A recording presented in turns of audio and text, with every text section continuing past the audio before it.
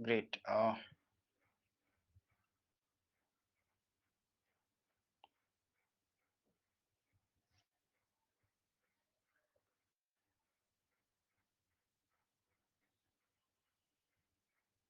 Okay.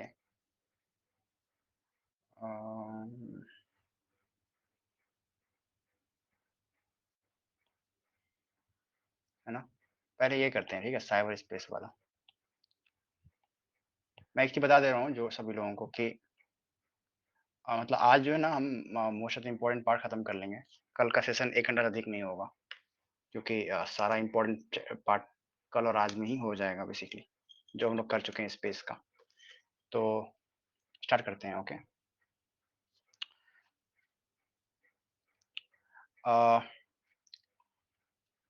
पहला है ये basically evolution of 3G 4G and 5G। Okay. Interesting thing क्या है यहाँ पे कि जो 1G था उसमें से केवल वॉइस का डेटा जा रहा था, ठीक है, देयर वाज नो डेटा, मतलब सिर्फ वॉइस पास हो रही थी ये इस तरह से। 2G और 3G में क्या हुआ कि वॉइस एंड डेटा अलग अलग पास करते थे, आपको डेटा के लिए अलग से पैक लेना पड़ता था। 4G में क्या हुआ कि 4G में सब कुछ कन्वर्ट हो गया, बेसिकली वॉइस भी एक्चुअली कन्वर्ट हुआ है इसमें डेटा में, और डेटा ही है। तो इसमें टेक्नोलॉजी उसको बोलते हैं लॉन्ग टर्म इवोल्यूशन, और वॉइस का टेक्नोलॉजी है voice only long term evolution. This is what happened. Similarly 5G में क्या होगा, इसमें भी कुछ वैसा ही सिस्टम होगा, इस तरह का ही, ठीक है, वो सिस्टम है 4G और 5G में। एंड अगर कंपेयर करो 4G और 5G को, तो एक चीज बस याद रखना कि जो लेटेंसी है, ओके, वो कम हो जाएगी 5G में, क्योंकि लेटेंसी होता है कितना आप क्विकली रिस्पॉन्ड कर रहे हो। बाकी सब चीजें बढ़ जाएगी, जैसे यूजर्स पर स्क्वायर किलोमीटर में 3 लाख तक 5G के अंदर आ जाएंगे, पीक स्पीड बढ़ जाएगी, इंक्रिप्शन का इंप्रूवमेंट हो जाएगा, ऑल दैट। एक यहाँ पे ये है D10 क्लब है, ओके, जो 10 डेमोक्रेसी का है, यूके इनिशिएटिव है ये, एंड G7 है, इंडिया है, ऑस्ट्रेलिया और ये है क्या कहते हैं साउथ, एसके कौन है, साउथ इंडिया, कोरिया। ऑस्ट्रेलिया और साउथ कोरिया, राइट। एंड एक और टर्म है यहाँ पे VRAN, that is virtualized radio access network. Okay. तो इसमें बेसिकली है क्या, इसमें कुछ हार्डवेयर फंक्शन को सॉफ्टवेयर कर रहा है क्लाउड के ऊपर। Okay, that is the thing here, that is VRAN। बस एक टर्म है, अगर पूछता है तो ये देख लेना, वर्चुअलाइज रेडियो एक्सेस नेटवर्क, सम हार्डवेयर फंक्शन को सॉफ्टवेयर कर रहा है क्लाउड पे। डिटेल्स जाने की जरूरत नहीं है। वोल्टी और लॉन्ग टर्म इन्फॉर्मेशन, ये भी सवाल पूछ चुका है। ओके, ऑप्शन उल्टा दिया था basically. Next thing is internet of things. Okay, ध्यान से देखना है इसको, क्योंकि हम लोग बाद में बात करेंगे। एक और टर्म है जो टर्म इस साल आया है, वो है बेसिकली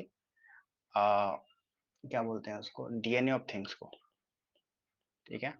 तो हाँ, तो IoT क्या है, बेसिकली IoT क्या है, बस नेटवर्क से कनेक्ट किया हुआ लॉन्ग लॉट ऑफ सेंसर्स है, दैट इज IoT। इंटरेस्टिंग चीज क्या है, नेटवर्क से कनेक्ट किया हुआ है, इट डजंट नीड इंटरनेट, ठीक है ना। ये है, ये इसकी खासियत है कि it has to be connected only to network, okay, not internet. तो इन IoT connection internet is not necessary, however it could be connected to internet also। अभी हाल में BSNL ने ना इंडिया में डेवलप किया हुआ एक नैरो बैंड IoT लॉन्च किया था, ठीक है। एंड नैरो बैंड IoT का फायदा क्या है, बेसिकली लो पावर लेता है ये, एंड एग्जिस्टिंग टेलीकॉम नेटवर्क को यूज करके जो है ना आप सर्विसेज दे सकते हो, बिकॉज ये सारे सेंसर्स को बहुत कम डेटा एक्चुअली देना पड़ता है। तो आप इस सिस्टम को यूज कर सकते हो, और इंडिया में एक्चुअली ये सिस्टम ऑलरेडी अवेलेबल है, तो BSNL लॉन्च दिस सिस्टम, ठीक है। तो दैट इज देयर। इसका फीचर क्या है, low processing power, wide area, low junction, okay. And एक टर्म में ऐसा लग सकता है कि it will bring broadband connection rural areas. No, broadband connection नहीं लेके आएगा, लेकिन लोगों को सर्विसेज देगा, जो सर्विसेज बेसिकली अभी शहर में हो रहा है वो सर्विस वहां भी चला जाएगा। Okay, that is there, that the thing, internet of things और इसके बारे में। अगला चीज है स्पेक्ट्रम के बारे में, जो ऑक्शन हो रही है। ओके, तो इसमें क्या है, बेसिकली स्पेक्ट्रम क्या होता है, तो इस तरह के ना, ऐसे यहाँ लिखा हुआ है कि union government owns all the publicly available assets within the geographical boundaries of the country, which also include airwaves. Airwaves को आप ऐसे मान लो कि रोड की तरह है, अलग अलग जो फ्रीक्वेंसी का एयरवेव है, एंड ये सरकार इसकी मालिक है। एंड व्हाट सरकार क्या करती है, इसको ऑक्शन करती है। Okay, that is what happens. And ये अलग-अलग बैंड जो है अलग-अलग टेक्नोलॉजी मतलब अलग-अलग पे स्मूथली काम कर सकता है, तो जिसको भी खरीदना है आके वो खरीदते हैं बेस्ड ऑन क्या करना है उनको। तो हाल में ये सब लिखा हुआ है कि कौन सा टेक्नोलॉजी किसके लिए बेटर है, but I don't think UPSC यहाँ जाएगी, बस लेकिन देख लेना अगर पढ़ना होगा तो। इम्पोर्टेंट चीज़ क्या है कि कल हम लोग बात कर रहे थे कि मिलीमीटर वेव बैंड जो है उस बैंड में 5G काम करेगा। तो it is extremely high frequency, देखो हाई फ्रीक्वेंसी, ठीक है? जबकि हमने देखा था कि उसका वेवलेंथ हाई होता था, फ्रीक्वेंसी लो होता है रेडियो वेव का। But it is extremely high frequency wave बोलते हैं इसको। मतलब एक ईएचएफ रेडियो फ्रीक्वेंसी बोलते हैं। And it is actually 5G इसी रेंज में काम करेगा, extremely high frequency radio frequency में, ठीक है? कन्फ्यूज़ मत होना इसमें। एक इंटरेस्टिंग चीज़ विकिपीडिया पे लिखा हुआ था कि Jagdish Chandra Bose actually first time ही found out this millimetre band. He was the first person to use this millimetre band, ठीक है? तो could be ask, Indian connection है इसका। एंड ये है, ये जो मैंने लिख दिया वहाँ पे, ओके। तो 5G पे ये सब चीज़ लिखा हुआ है यहाँ पे, मैंने अलग से देख लेना एक बार, और है ना? इसमें कुछ नया वो सब चीज़ है, रिवाइज़ करने के लिए कुछ डाउट होगा तो। नेक्स्ट कांसेप्ट है साइबर फिजिकल सिस्टम। ओके, कुछ नहीं है बेसिकली, साइबर जो इंटरनेट है उसको मैकेनिकल सिस्टम के साथ कनेक्ट करना है, basically sensors and all. That is first, second, third and fourth. Okay, ये जनरेशन है basically. Okay, this is how 4 generation में साइबर फिजिकल सिस्टम आ गए हैं। एंड इसके अंदर से सेल्फ ड्राइविंग कार्स हो गया, automatic weapons, smart lightning, this are all cyber physical system. तो अभी जितना भी सिस्टम है, even our mobile phone would be actually would come under this cyber physical system, you know. तो अभी हाल में national mission for interdisciplinary cyber physical system आया है। ओके, एंड 2019 में इसको लॉन्च किया गया है department of science and tech. इतना ही इसमें है। Next is space based internet, ठीक है? ये भी बहुत, ये नहीं इंटरेस्टिंग, ये नहीं है मतलब बहुत कॉम्प्लिकेटेड नहीं है। कुछ जियो स्टेशनरी सैटेलाइट या thousands of low earth satellites हमने देखा है, सब लिखा हुआ है, यहाँ मैंने लिख भी दिया है। उसको यूज करके डायरेक्टली स्पेसक्राफ्ट के माध्यम से, मतलब इसके माध्यम से, सैटेलाइट के माध्यम से you are giving services to directly to people. You are cutting this part your network, ठीक है? जो एंटीना है इसको आप कट कर रहे हो, दैट इज व्हाट। तो इस केस में no need to develop any other ground infrastructure except ground nodes, ठीक है? आप ग्राउंड नोड्स यहाँ बनाने पड़ेंगे, ये जो है, अदरवाइज डायरेक्टली कनेक्शन आपको मिल जाएगा यहाँ पे। अदरवाइज क्या होता है कि मतलब you have to connect this, ये चीज, ओके। और so basically, a lot of private firms are now actually wants to do this because there are a lot of areas in the world, particularly in Asia and Africa, जो totally internet नहीं available है वहाँ पे, तो this could cut cost. And अभी सरकार का policy भी आया है इस पे, okay. Then again it will use millimetre wave, ठीक है? एंड एक टर्म है केसलर सिंड्रोम, ठीक, कल हमने बात भी की थी इसको, डोमिनो इफेक्ट के बारे में, यही है। और कंपनी जो है स्टारलिंक बना रही है, स्टार एक्स कुपर बना रही है Amazon. Okay, this is what they are doing. Project Loon खत्म हो गया अब, ठीक है? भूल जाओ, नहीं पूछा यूपीएससी अब। ये पूछ सकता है व्हाट व्हाइट स्पेस इंटरनेट। ये बहुत साल पहले, एक्चुअली 10 साल पहले शुरू किया था गूगल ने। एंड जब ये सब चीज डेवलप होगा, इसको बंद कर दिया गूगल ने। At that time it was not like, Google को नहीं दिखा उस समय कि ये सब चीज हो सकता है फ्यूचर में 10 साल बाद में। तो वो क्या किया था, बोला लो कॉस्ट हमको इंटरनेट देना है, तो हम जो है ना बैलून बनाएंगे, ऐसे हवा में रहेगा और बैलून से इंटरनेट देंगे। बट इसका कॉस्ट इतना तेजी से कम हुआ, गूगल बोला कि ये अब फायदा नहीं है इसमें, इसको यूज करके। Then wide space internet, okay, ये बेसिकली एग्जिस्टिंग टीवी स्पेक्ट्रम का जो बैंडविड्थ है उसको यूज करता है to give internet to rural areas. That is called as wide space internet, just term. PM वानी सबको पता ही होगा, इज जस्ट लाइक, इसमें ना अच्छा से कंपेयर किया, पहले जमाने में जब फोन करना होता था आपको, you use to go to PCO, ठीक है? पब्लिक कॉल ऑफिस कहते थे उसको, जब ये इस तरह का फोन था, ठीक है ना? पीसीओ आते था। और इसको आपको इसको कुछ देते थे पैसा पर मिनट के हिसाब से। उसी तरह का नया सिस्टम बना है बेसिकली, क्योंकि lot of areas in India जहाँ पे इंटरनेट कनेक्टिविटी नहीं है, तो वहाँ पे पीडीओ होगा, और पीडीओ पीडीओए से ये करेगा, ये लेगा, ठीक है? ये इसको कंट्रोल करेगा। एंड वो ऐसे कूपन बेचेगा बेसिकली। और उससे क्या होगा, लोग 10 रुपए का कूपन लेके इंटरनेट चला सकते हैं, एंड वाईफाई नेटवर्क को यूज करेंगे जो पब्लिक वाईफाई होगा। Okay, that is a concept, इतना ही है। Next is this Li-Fi versus wifi, इतना ही देख लो, ठीक है? लाइफाई एंड वाईफाई क्या है? तो wifi uses radio waves, wifi uses light waves. Okay, तो बेसिकली लाइट वेव में क्या है ना, एलईडी बल्ब लगा होता है सर के ऊपर, यहाँ फोटो दिया हुआ है इस तरह का, और जितना रेंज में लाइट आ रहा है उतना रेंज में इंटरनेट आएगा। ओके, बट वाईफाई आपको पता ही है, पासवर्ड आप लोग शेयर किए हो गए एक दूसरे के साथ, तो वो इनफैक्ट दीवार को भी, वाईफाई जो है वो दीवार को पार कर सकता है, वाईफाई कैन। और इंटरेस्टिंगली से सवाल पूछ चुका है यूपीएससी, तो इसको देख लो। आई डोंट थिंक वापस पूछने वाला है, बिकॉज आई डोंट थिंक इसको और यूज कर सकते हैं, कोई डेवलपमेंट नहीं हुआ है इसमें। But yes, wifi is higher range, wifi is shorter range because it can not print it wall and अच्छा, 2 बार पूछ चुका है। ओके, तो 20 में सवाल आया वीएलसी टेक्नोलॉजी, ये चीज है ना। अच्छा, विजुअल लाइट कम्युनिकेशन। ओके, ये चीज याद रखना, ये वाला जो है ना, ये 375 to 780 nanometre, this is the like visible range का ये है, इस वेवलेंथ है। ओके, तो ये डायरेक्टली यूपीएससी ने पूछ दिया था। बट यहाँ पे इस, अगर आप इसको ऑप्शन को ध्यान से देखोगे, ठीक है, तो जो जिस तरह पैटर्न है इसमें आपको एक गलत ऑप्शन खोज करना है rather than सही कौन है। आपको नहीं बोलना है कि चेक करना है कि ये, बस देखना है कि गलत कौन हो सकता है। तो VLC is not for long range optical wireless communication. Okay, long range लिखा ना जैसे ही, वैसे ही विजिबल लाइट लिख रहा है, how can good long range, तो वहीं से आपको आंसर आ जाना चाहिए था। Okay, this is it. तो ये है बेसिकली, इतना ही डाटा है इसमें, और इस 2 बार सवाल आ गया उसमें। Then next thing is this, that is ये स्पेक्ट्रम है, कल में एक हो जाता है, सेम चीज वहां पे रखी होती है। इसको याद करने का अच्छा आसान तरीका है, देखो ये बस याद कर लो। देख लो, ये बढ़ रहा है, बेसिकली वेवलेंथ बढ़ रही है सिर्फ, ये यही यही ना वेवलेंथ है, यहाँ से यहाँ तक का जो डिस्टेंस है उसको वेवलेंथ बोलते हैं ना, राइट। तो ये बढ़ रही है, यहाँ पे कम है, यहाँ बढ़। तो वेवलेंथ एनर्जी का रिलेशनशिप जो होता है, एनर्जी होता है equal to S C by lambda. ठीक है, लैम्डा इज वेवलेंथ। तो एनर्जी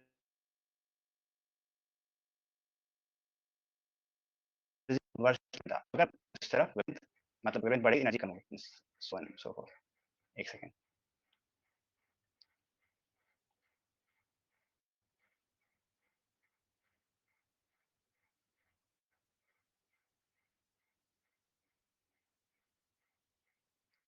ओके, तो बेसिकली इसको याद करने का तरीका क्या है, बहुत आसान तरीका है। ये जो विजिबल लाइट है, ठीक है, विजिबल लाइट का सबको याद होगा विब्ग्योर, ठीक है, ये तो याद होगा। तो जो आर है, आर के साइड में होगा इंफ्रारेड, इसके अल्ट्रा वायलेट, ठीक है, अल्ट्रा वायलेट इंफ्रारेड याद हो जाएगा। ओके, देन इंफ्रारेड के बाद याद कर लो वीर, visible light, infrared, radio wave, ऐसे याद कर सकते हो। और इसके बाद जैसे मैंने बनाया है गामा एक्स्ट्रा विजिबल, एक्स्ट्रा में एक्स और ट्रा का अल्ट्रा, ठीक है ना, visible again visible light, gamma extra visible. तो गामा रे सबसे एक्चुअली हाईली एनर्जेटिक वेव है, कल मैं यही रे नाम भूल गया था इसका। तो ये गामा रे जो है, ये जो एक था ना वो टारगेट वाटर बेयर से बोले, टारगेट रेड, जो भी नाम था वो, इसको भी विथस्टैंड कर सकता है, इतना पावरफुल, मतलब इतना वो, क्या बोलेंगे उसको, त्रिवेदी है वो। ठीक है, तो that is there and basically ये स्पेक्ट्रम है, ठीक है, इसका काम आ सकता है बहुत जगह पे, कब जैसे जैसे CO2 क्या ऑब्जर्व कर रहा है अर्थ का प्लान, ये सब याद करने के लिए आप इस तरह की चीज याद कर सकते हो, कंसेप्चुअली समझ सकते हो basically. Then next concept is NFC, bluetooth, RFID.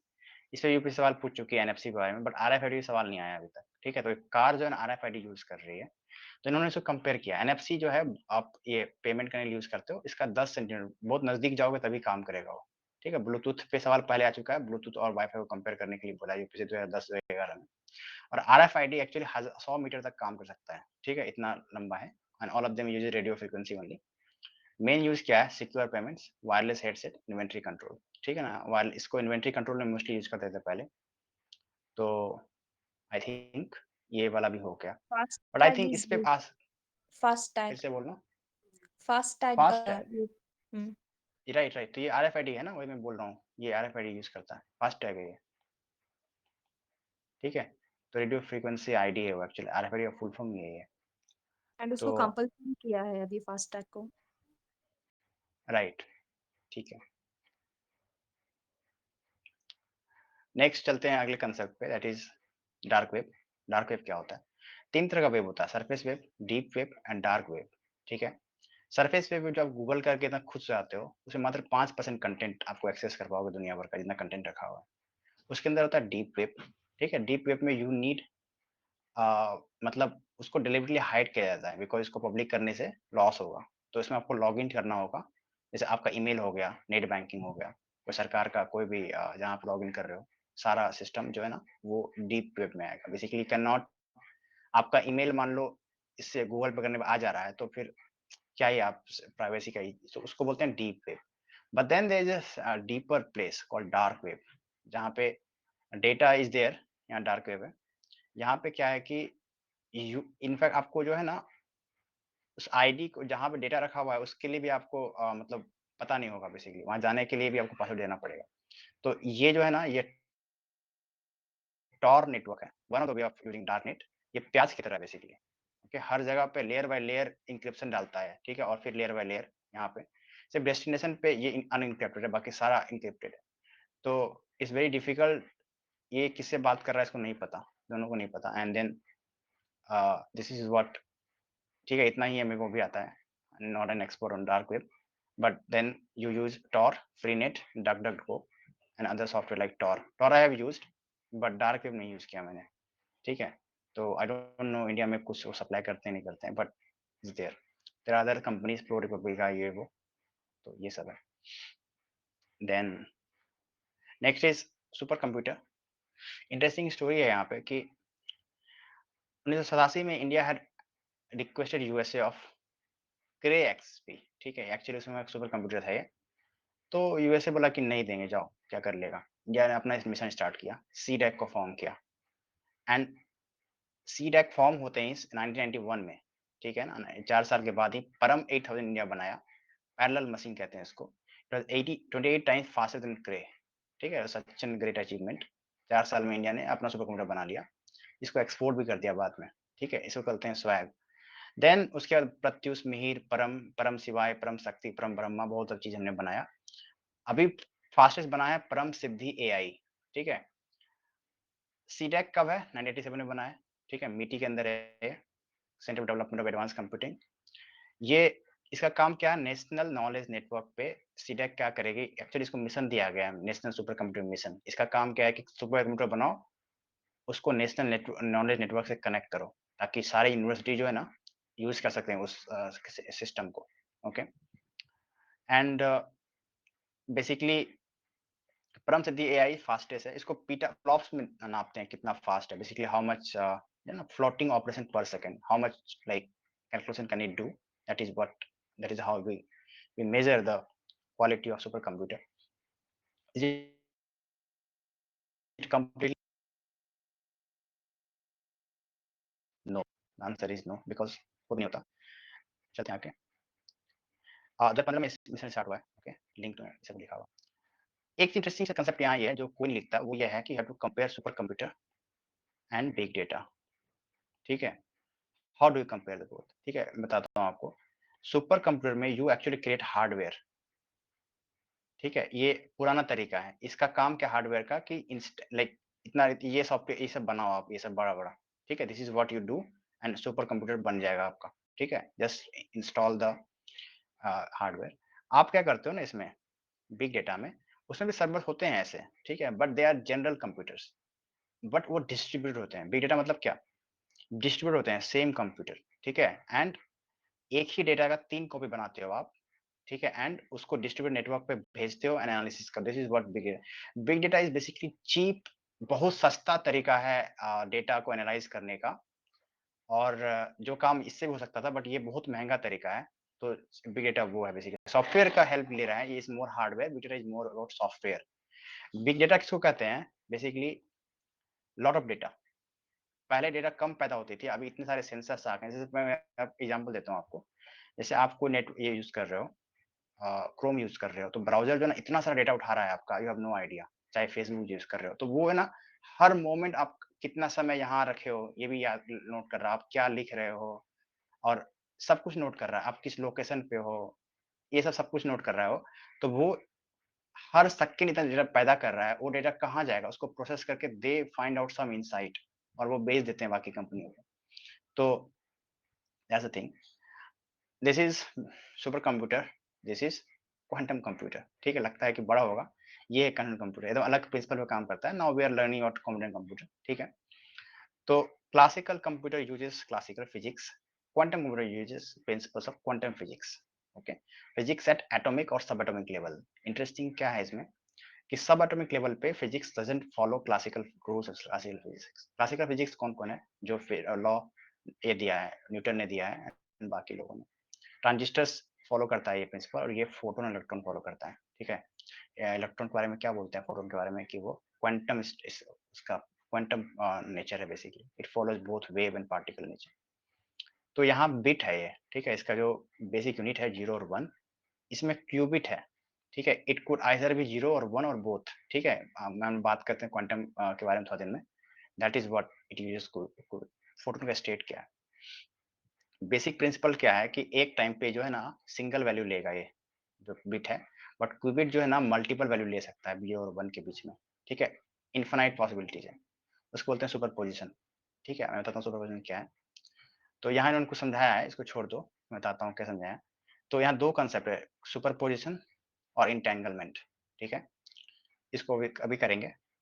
एक कंसेप्ट आता है मूर्स लॉ। मूर्स ने ये ऑब्जर्व किया कि हर 2 साल में जो ट्रांजिस्टर्स हैं इसके अंदर, चिप के अंदर, जो जो क्लासिकल कंप्यूटर के ट्रांजिस्टर लगे हुए हैं वो डबल हो जा रहे हैं और कॉस्ट जो है वो हाफ हो जा रहा है। This is what Moore's law is, ठीक है। क्वांटम कंप्यूटिंग, अभी हम ये सुपरपोजिशन और इंटेंगलमेंट देखेंगे, उसके पहले ये देख लेते हैं क्वांटम सुप्रीमेसी क्या है। इसका मतलब ये होता है कि पहले हाल में ये गूगल ने इसको अचीव किया सबसे पहले, कि जो काम फिजिकल कंप्यूटर 10,000 साल में नहीं कर पाएगा, वो काम 200 सेकंड में ये कर दिया क्वांटम कंप्यूटर ने। दिस इज क्वांटम सुप्रीमेसी, ठीक है। तो ये है quantum supremacy. Then quantum metrology. Metrology is not meteorology, but metrology just measurement. तो इसको यूज कर रहे हो क्वांटम, मतलब बहुत ही प्रिसाइज मेजरमेंट होगा, बिकॉज लाइट को यूज कर रहे हो आप। क्वांटम क्रिप्टोग्राफी, ये इसका एप्लीकेशन देखेंगे हम लोग इसमें। क्वांटम क्या बोलते हैं, सी एन, ठीक है, ऐसे की है, क्यू डी। अच्छा बताता हूँ मैं क्या है, कोई अभी आएगा वो। देन ट्रेडिशनल, सब लिखा हुआ है, ठीक है, बता दिया हूँ मैं, इसे छोड़ रहा हूँ। नेक्स्ट इज ये क्वांटम की डिस्ट्रीब्यूशन, क्यू के डी, ये था, ठीक है। This is what the key that is used in communication. And China ने क्या किया, ये एक्चुअली बहुत लोगों ने यूज किया है, इसको डेवलप किया है, इसरो ने भी डेवलप किया है, सॉरी इसरो बोल रहा हूँ मैं, इसरो भी शायद किया है, और इसने भी किया है, डीआरडीओ। डीआरडीओ ने किया है बहुत ठीक है। मीसियस ने भी किया है, जो एक्चुअली मीसियस क्या था, पहला क्वांटम सैटेलाइट है दुनिया का। चाइना कितना आगे निकल रहा है रिसर्च में, देखो, उसने दुनिया में पहला क्वांटम सैटेलाइट भेज दिया स्पेस में। एंड उसने यूज किया इसको क्वांटम की डिस्ट्रीब्यूशन को स्पेस स्केल पे, ओके। इंडिया में 2020 में लॉन्च किया Indian national mission of quantum technology. देखो 2019 में हमने देखा कि वो साइबर फिजिकल सिस्टम था, 20 में ये लॉन्च किया गया, department science and technology again. Next is ये इंस्टीट्यूट ऑफ मोहाली ना, उन्होंने ये डेवलप किया है, high mobility 2D electron gas, okay. And इसका यूज क्वांटम डिवाइसेस में है। तो यही बस देखना, 2DEG has application in quantum devices and they have developed this gas, okay. This is it. और स्पिन इलेक्ट्रॉन डिस्पर्सन क्या है, मेरे समझ नहीं आया, क्योंकि इसमें रास्पा इफेक्ट कुछ कुछ कह रहा है, तो इसको देख लेना आप लोग खुद से। नेक्स्ट चलते हैं यहाँ पर, ये क्या है, क्वांटम की डिस्ट्रीब्यूशन, ओके। दिस इज, आपको इसको देखो ध्यान से। जो ट्रेडिशनल सिस्टम है, ठीक है, यहाँ से जैसे अगर इसको बात करना है इस बंदे से, इस ऑफिस के साथ, तो इस यहाँ से इसने मैसेज भेजा, ये पूरा पूरा आर्किटेक्चर है, ठीक है। और यहाँ ये एक्चुअली इससे बात करेगा सिस्टम के साथ, और यहाँ पे ना 2 वे कम्युनिकेशन हो रहा है एक्चुअली, ओके। एक की है, जैसे अगर आप कॉल किए हो, तो आज उसमें ना वो क्या करता है, इमोजी शो करता है, कि बोलता है कि आप अगर उसके पास सेम इमोजी है, जो अपोजिट बंदा है, मतलब आपका डेटा कहीं लॉस नहीं हुआ है बीच में, तो मतलब इस ये कम्युनिकेशन नेटवर्क सिक्योर है। तो बेसिकली क्या है कि देयर इज अ की दैट बोथ हैव सिमिलरली, वो यहाँ पे एक्सचेंज हो रहा है सेम में, तो इससे वो दे मेक इट ये। लेकिन क्वांटम कंप्यूटर में क्या है, बेसिकली जो इसमें क्या है क्वांटम की टेक्नोलॉजी में, कि क्वांटम जो बेसिकली लाइट का फोटोन है, उसको अगर कोई छेड़-छाड़ करेगा तो वो एकदम नया स्टेट में चला जाता है। तो इसमें टू वे का ज़रूरत ही नहीं है। बेसिकली वन वे कहीं से ही काम हो जाएगा। This is what it does. ठीक है? आर्किटेक्चर चेंज हो जाता है and QKD works using photons, the particles which transmit light, okay, to transfer data. QKD allows two different users who do not share long secret key initially to produce a common random string of secret bits called a secret key. Okay तो एक way communication से अगर कोई बीच में छेड़ेगा तो इसीलिए ये system जो अनब्रेकेबल है इस मतलब इट्स लाइक एक्सट्रीमली क्या कहते हैं extreme statement but it's true that quantum जो बेसिकली अगर आप उसे सिक्योर कर रहे हो कोई सिस्टम को इट्स अनब्रेकेबल तो it's like very highly likely UPSC could ask this question this time ठीक है क्वांटम टेक्नोलॉजी के बारे में next next read about what is quantum supremacy ठीक है ना तो चाइना ने क्लेम किया एक्चुअली हमने देखा कि China claims quantum supremacy with 10 billion times in Google prototype उससे इतना फास्ट उन्होंने एक्चुअली इतना फास्ट कंप्यूटर बनाया उन्होंने क्वांटम कंप्यूटर अब बेसिकली क्वांटम मैकेनिक्स या क्वांटम जो फिजिक्स है ठीक है क्वांटम फिजिक्स का जन्म होता है वो श्रोडिंगर इक्वेशन से श्रोडिंगर का एक फेमस कहानी है वो क्या बोलता है श्रोडिंगर बोला मेरी एक बिल्ली है वो अलमारी के अंदर है ठीक है बंद है तो ये बताओ कि ये बिल्ली जिंदा है या मरी हुई है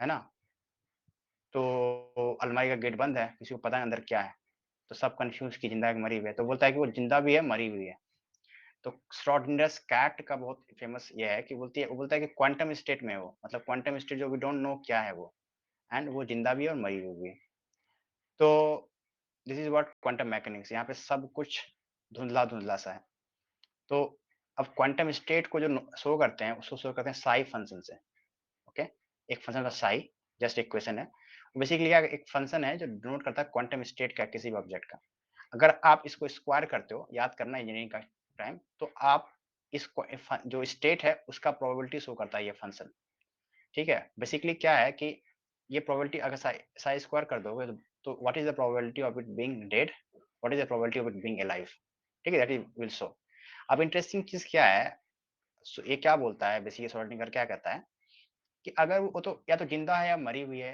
या दोनों हो सकती है तो आप क्या करो कि दोनों को जोड़ दो this is what superposition is that will give us a realistic idea कि वो क्या है तो function of being dead function of being alive या psi function psi 1 plus psi 2 कर दो तो आपको हो जाएगा सुपरपोजिशन हो जाएगा ओके अब इंटेंगलमेंट क्या है इंटेंगलमेंट वो स्टेट है जब दोनों जो फंक्शनल स्टेट है उसका जितना भी फंक्शनल स्टेट है वो आपस में कोरिलेटेड है इंटरट्विन्ड है मतलब ये हुआ कि अगर आप किसी एक को चेंज करोगे तो दूसरा अपने आप चेंज हो जाएगा ठीक है मूवी देखे हो वो जुड़वा भाई वाला गोविंदा का मूवी एक को मारे दूसरा दर्द होता है that is what's entanglement is okay so example real life में एग्जांपल क्या है स्पिन ऑफ पार्टिकल ठीक है वो या तो 1 लेगा या -1 लेगा ऐसे होता है अगर चेंज होगा तो वो दोनों चेंज हो जाएगा ये होता है इंटेंगलमेंट बेसिकली जो भी उसमें रिजल्ट्स हैं दे आर एक्चुअली कोरिलेटेड अगर ऐसे मतलब एक को चेंज करो दूसरा चेंज हो जाएगा दैट इज इंटेंगलमेंट तो इसमें ना इसमें ये आता है मतलब इसमें सम होता है इसमें गुना होता है बेसिकली ठीक है but we don't have to go there we just have to know कि this two are there in quantum मैकेन फिजिक्स ठीक है एंड इस प्रिंसिपल को यूज करते हैं हम इसमें क्वांटम की डिस्ट्रीब्यूशन एंड ऑल दैट में ठीक है that is what it is तो और उन्होंने कुछ और तरीके से समझाया मुझे समझ में नहीं आया वो एक्चुअली कि वो कैसे बोल रहे हैं next is 3D printing okay और एक नया कंसेप्ट आया 4D प्रिंटिंग ठीक है 4D प्रिंटिंग क्या बताता हूँ आपको 3D समझ में आता होगा आपको 4D क्या है 4D में जो मटेरियल है वो एडवांस हो गया है बहुत ही स्मार्ट मटेरियल हो गया है वो ठीक है and it has an fourth dimension called time the material itself is changing its structure shape with time जैसे आप गर्म पानी डाल दोगे तो अपने आप मटेरियल का शेप चेंज हो जाएगा ठीक है and this is what 4D is मैंने एमआईटी ने बनाया है एक्स्ट्रा डायमेंशन है टाइम का इसमें and material is smart material let's talk about 3D material ठीक है ये है यहाँ पे तो इसमें क्या हो रहा है एक तो इसको बोलते हैं एडिटिव मैन्युफैक्चरिंग ओके जैसे जो ट्रेडिशनल तरीका था उसमें क्या हो रहा है उसमें ना हम ये करते थे काटते थे सामान को ये इस तरह से सब्ट्रैक्टिव मैन्युफैक्चरिंग करते थे ठीक हालांकि इसमें दोनों हो सकता है सब्ट्रैक्टिव और दोनों हो सकता है बट ट्रेडिशनल में हम चीजों को काट काट के बनाते थे इसमें एक और पॉसिबिलिटी क्या है हम सीधा एक कैड मॉडल बना दें, ठीक है? कैड का फुल फॉर्म नहीं याद है मुझे। Computer aided I think something is there, design, हाँ, कंप्यूटर एडेड डिज़ाइन है, कैड मॉडल, ठीक है?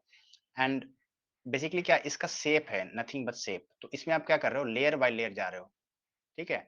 और ये देखो, ये इसका शेप बना है कंप्यूटर में और लेयर बाय लेयर आप बना रहे हो, दिस इज़ 3D प्रिंटिंग। और या तो वो सब्ट्रैक्टिव हो सकता है या एडिटिव हो सकता है। ओके, सब्ट्रैक्टिव मतलब क्या, काट रहे हो, सब्ट्रैक्टिव में अधिक वेस्ट पैदा होगा, इसमें कम पैदा होगा, ये सब चीज़ें। यूपीएससी ये सब पूछेगा, आपको पूछेगा तो, कहाँ वेस्ट अधिक पैदा होगा, कहाँ कम पैदा होगा। बिकॉज़ उसको पता क्या करना है, उसको जो गाँव के लोग हैं, उनको भी साथ लेके चलना है। हर साल न्यूज़ आता है ना कि इस फलना का रिक्शा वाला का बच्चा ने निकाल लिया। नॉट पॉसिबल अगर यूपीएससी से स्मार्ट क्वेश्चन पूछेगा, ठीक है? तो साइंस के क्वेश्चन ऐसे हल्लू होंगे उसके। आप प्रिंसिपल समझो, वहाँ अप्लाई करो, हो जाएगा, आंसर निकल जाएगा आपका। Next is the data protection, इस पे पूछ चुका है GDPR UPSC. Cloud data protection USA का नाम है, क्लाउड नाम है, ये याद रखना। और एंड इंडिया का क्या सिस्टम है कि इंडिया ने ये अलाउ किया है कि आप प्रोसेसिंग बाहर कर सकते हो बट स्टोरेज सब इंडिया करना पड़ेगा आपको, ठीक है? दिस इज व्हाट इंडिया का प्रिंसिपल है। एंड ओसाका डिक्लेरेशन क्या है on digital economy, that free flow of data across border. बताओ इंडिया साइन करेगा या नहीं करेगा इसको? नहीं करेगा। क्यों नहीं करेगा? क्योंकि इट मेक्स सेंस, डेटा हम प्रोड्यूस कर रहे हैं इतना सारा, हम क्यों फ्री फ्लो कराएं बाहर जाके? तो India has not sign this Osaka declaration on digital economy. But G20 के देश हैं जो they need our data to develop their businesses, जो नेक्स्ट बिजनेसेस आने वाला है।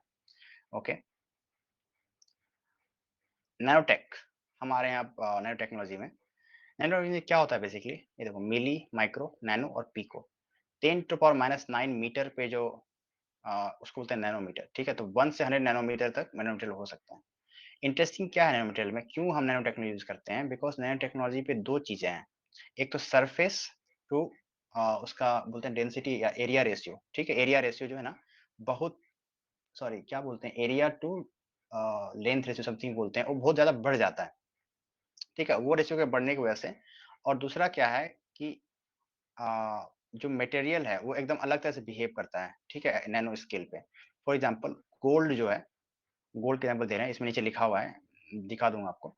वो is not reactive at all at normal state. लेकिन जैसे ही वो जाता है इस पे, एरिया बाय वॉल्यूम, ओके। जैसे ही नीचे जाता है वो, वैसे ही क्या होता है कि अ मतलब नैनो स्केल जाता है, वो बहुत रिएक्टिव हो जाता है। एक हम देखेंगे गोल्ड पार्टिकल बनाएगा किसी ने, ठीक है? तो that is there.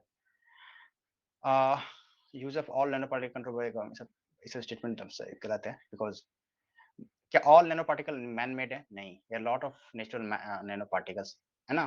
Corona virus is for example natural and nano size है इसका, ठीक है? 120 नैनोमीटर का है, fly ash and all that.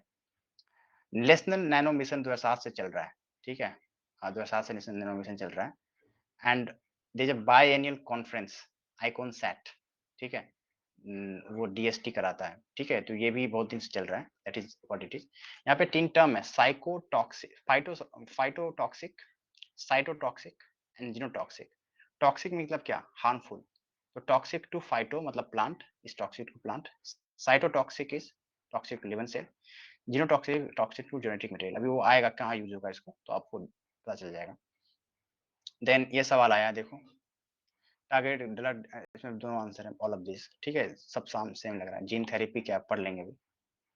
Then nano missiles, ठीक है? Nano missiles is a type of nano particle. क्या हो रहा है कि having hydrophilic outer cell and hydrophobic interior cell, ठीक है? इफ ड्रग डिलीवरी में और कैंसर ट्रीटमेंट में काम कर रहे हैं हम लोग। ओके, मेरा छूट गया था, बट याद करो नैनो मिसाइल्स ही है, दवाई में काम आता है बेसिकली, नैनो पार्टिकल। नैनो नाम है, ये देखो गोल्ड पार्टिकल बनाया है इसने, तो नैनो गोल्ड पार्टिकल बनाया गया है, ओके? एंड इंटरेस्टिंग चीज़ क्या है यहाँ पे कि it's stable, non toxic and various application, eco friendly भी है ये टोटली, ठीक है? एंड क्या हो रहा है ना, ये जो गोल्ड पार्टिकल है बेसिकली जो बनाया गया है, किससे बनाया गया है ये? ये बनाया गया है आई थिंक एक अंटार्कटिका का कुछ बैक्टीरिया से बनाया गया है। हाँ, क्या है? साइको लिखा है ना? Psychrotolerant bacteria from Antarctic lake. ये क्या करता है बेसिकली, एक दूसरे बैक्टीरिया को खत्म कम कर देता है बेसिकली। तो इसमें ना हेल्थ पे यूज़ कर सकते हैं हम लोग। उसके क्या करता है, डीएनए डैमेज कर देता है बेसिकली ये सल्फेट रिड्यूसिंग बैक्टीरिया को। तो हेंस ये गोल्ड नैनो पार्टिकल जो खुद बैक्टीरिया से बनाया गया है, नैनो स्केल पे, और इसका टेम्परेचर भी कम मेल्ट हो रहा है, ठीक है, 300 डिग्री पे, तो इसको यूज़ कर सकते हैं हम लोग, और ये जीनोटॉक्सिक है ना? जीन टॉक्सिक तो जीन जो जीनोटाइप है, उसको असर करता है ये इसका, ठीक है? तो is the news actually, but like इसको ऐसे याद करना कि नैनो पार्टिकल को यूज़ कर सकते हो आप टुवर्ड्स। आशीष, अगर वॉइस ब्रेक हो रहा है, आपका नेटवर्क का इश्यू है, किसी को और कोई इश्यू नहीं हो रहा है, ठीक है ना? तो आप बाहर जाके अंदर आ सकते हो एक बार। अच्छा, अ, इसमें ऐसे याद करना कि एक्चुअली एप्लीकेशन याद देखना आप ध्यान से कि इसको जो है ना इन्होंने यूज़ किया है, ठीक है? कहाँ पे? हेल्थ के एरिया में। यूपीएससी इस तरह सवाल देगा, not they will not ask you exactly कि गोल्ड नैनो पार्टिकल से क्या हो सकता है? मेबी देख माइट है, उसका चांसेस कम है, बट मोर चांसेस है कि एप्लीकेशन कहाँ हो सकता है, ठीक है? इसी को घुमा के वो लाइन में लिख देंगे। अ, नैनो फर्टिलाइज़र बना है, ठीक है, हाल में बहुत सारा, उसको भी देखेंगे बाद में हम लोग। देन आईपीआर के बारे में पढ़ते हैं, ठीक है? नेक्स्ट चीज़ है नैनो चीज़ खत्म हो गया। आईपीआर क्या होता है? आईपीआर होता है इनोवेशन। अच्छा, आईपीआर का पर्पस क्या है basically? Why do we need to do IPR? Innovation ecosystem को प्रमोट करने के लिए। तो इसमें पेटेंट को दिया जाता है 20 साल के लिए, कॉपीराइट को 60 से अधिक 60 साल के लिए, जीआई टैग दिया जाता है 10 साल के लिए, ओके? एंड ट्रेडमार्क भी 10 साल के लिए। ये इन दोनों का एवरेज है ये, डिज़ाइन दिया जाता है 15 साल के लिए, ओके? ये याद रखना। एंड यहाँ पे ऑब्जेक्टिव लिखा हुआ है, क्यों दिया जाता है? कुछ स्कीम्स हैं यहाँ पे, कंपल्सरी लाइसेंसिंग, पेटेंट पूल, ये सब कॉमन चीज़ें नीचे लिखा हुआ है, I am not explaining this, आप देख लेना। Kapila programme ministry of education शुरू किया है, कलाम सर के नाम पे, Kalam programme for IP literacy and awareness, okay? तो ये बेसिकली आईपी का अवेयरनेस के लिए कपिला प्रोग्राम शुरू किया गया है। एक यहाँ पे सीजीपीडीटीएम है, जो एक्चुअली 3 तरह का 5 मिनिस्ट्री एक्चुअली इन्वॉल्व्ड है ओवरऑल इंडिया के इसमें पेटेंट और जो भी ये है ना इकोसिस्टम है ये, इनोवेशन इकोसिस्टम में, वो मैंने नीचे ऐड कर दिया हूँ, आप देख लेना। पेटेंट पूल अभी हाल में आया था बेसिकली, इसमें इसको भी मैंने नीचे ऐड किया है। उसका मतलब ये होता है कि 2-3 लोग जो पेटेंट है जिनके पास, वो साथ में आ जाएँगे and they will pool their ये साथ में, और फिर तीसरे आदमी को बोल देंगे कि इस पे आप तीनों को यूज़ करके एक प्रोडक्ट बना लो, और फिर इसका प्रॉफिट तीनों इनके बीच शेयर होगा। This is what the concept of patent pool. Compulsory licence evergreen देख लेना, ठीक है? टाइम मुझे लगता है कम है, तो I don't not explaining this. ये आया था ना Singapore treaty on law on trademark, trademark के ऊपर ही है सिंगापुर ट्रीटी। बर्न कन्वेंशन है कॉपीराइट के ऊपर, और वीपो कॉपीराइट भी है, वो डिजिटल एनवायरनमेंट के ऊपर कॉपीराइट के ऊपर है, ठीक है? ये 3 चीज़ें। पेटेंट लॉ ट्रीटी, इंडिया इसको भी साइन नहीं किया, क्योंकि नहीं करना है ना पेटेंट, और ये एक्चुअली वीपो के ऊपर है, ठीक है? देन अब प्रॉब्लम क्या, अच्छा, मेंस के लिए डिस्कस नहीं कर रहे हैं, छोड़ देते हैं अभी, ठीक है? टाइम कम रहेगा। Traditional discussion knowledge digital library, TKDL, यहाँ 2 टर्म है, biopiracy and bioprospecting, ठीक है? बायो प्रोस्पेक्टिंग का मतलब क्या होता है कि you are exploring biodiversity for commercially valuable properties, okay? तो बायोडायवर्सिटी यूज़ कर रहे हो आप, जो एक्जिस्टिंग ये है। और बायो पायरेसी क्या है? किसी में ऑलरेडी कल्चरल कुछ है इन्फॉर्मेशन, उसको यूज़ कमर्शियल वैल्यू कर रहा है बिना परमिशन का, और ये कर पेटेंट करा लिया उसको, ये बायो पायरेसी हो रहा है। इसी को कम करने के लिए टीकेडीएल लाया गया था। ठीक है, यूपीएससी पूछ चुका है, तो ये मैंने मृणाल से 3 स्लाइड ऐड किया है, आप खुद से देख लेना, ठीक है? 6 लोग अच्छे से उन्होंने लिखा है बेसिकली।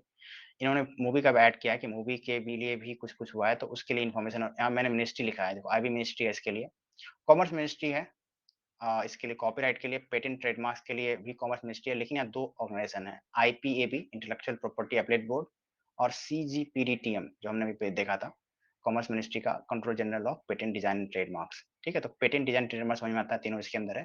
तो कॉपीराइट आईपीएबी के पास है, एंड कॉमर्स मिनिस्ट्री है। एग्रीकल्चर एग्रो मिनिस्ट्री के पास है, जो patent protection of plant and variety, इसमें इसमें जो है ना पेटेंट नहीं मिलता है एक्चुअली प्लांट पे, बट उनको ये मिलता है, basically they get rights of intellectual property rights मिलता है उनको, ठीक है? देन एनवायरनमेंट मिनिस्ट्री देखती है बायोलॉजिकल डाइवर्सिटी एक्ट के अंदर, ठीक है? उसके अंदर ये पेटेंट का कुछ बातें हैं। तो ये 5 मिनिस्ट्री आप रिवाइज़ कर लेना। यहाँ पे कुछ इंटरेस्टिंग चीज़ है, किसको-किसको पेटेंट नहीं मिलता है, तो ये सब इसमें लिखा हुआ है, आप मैं शेयर कर लूँगा, आप देख लेना, ठीक है?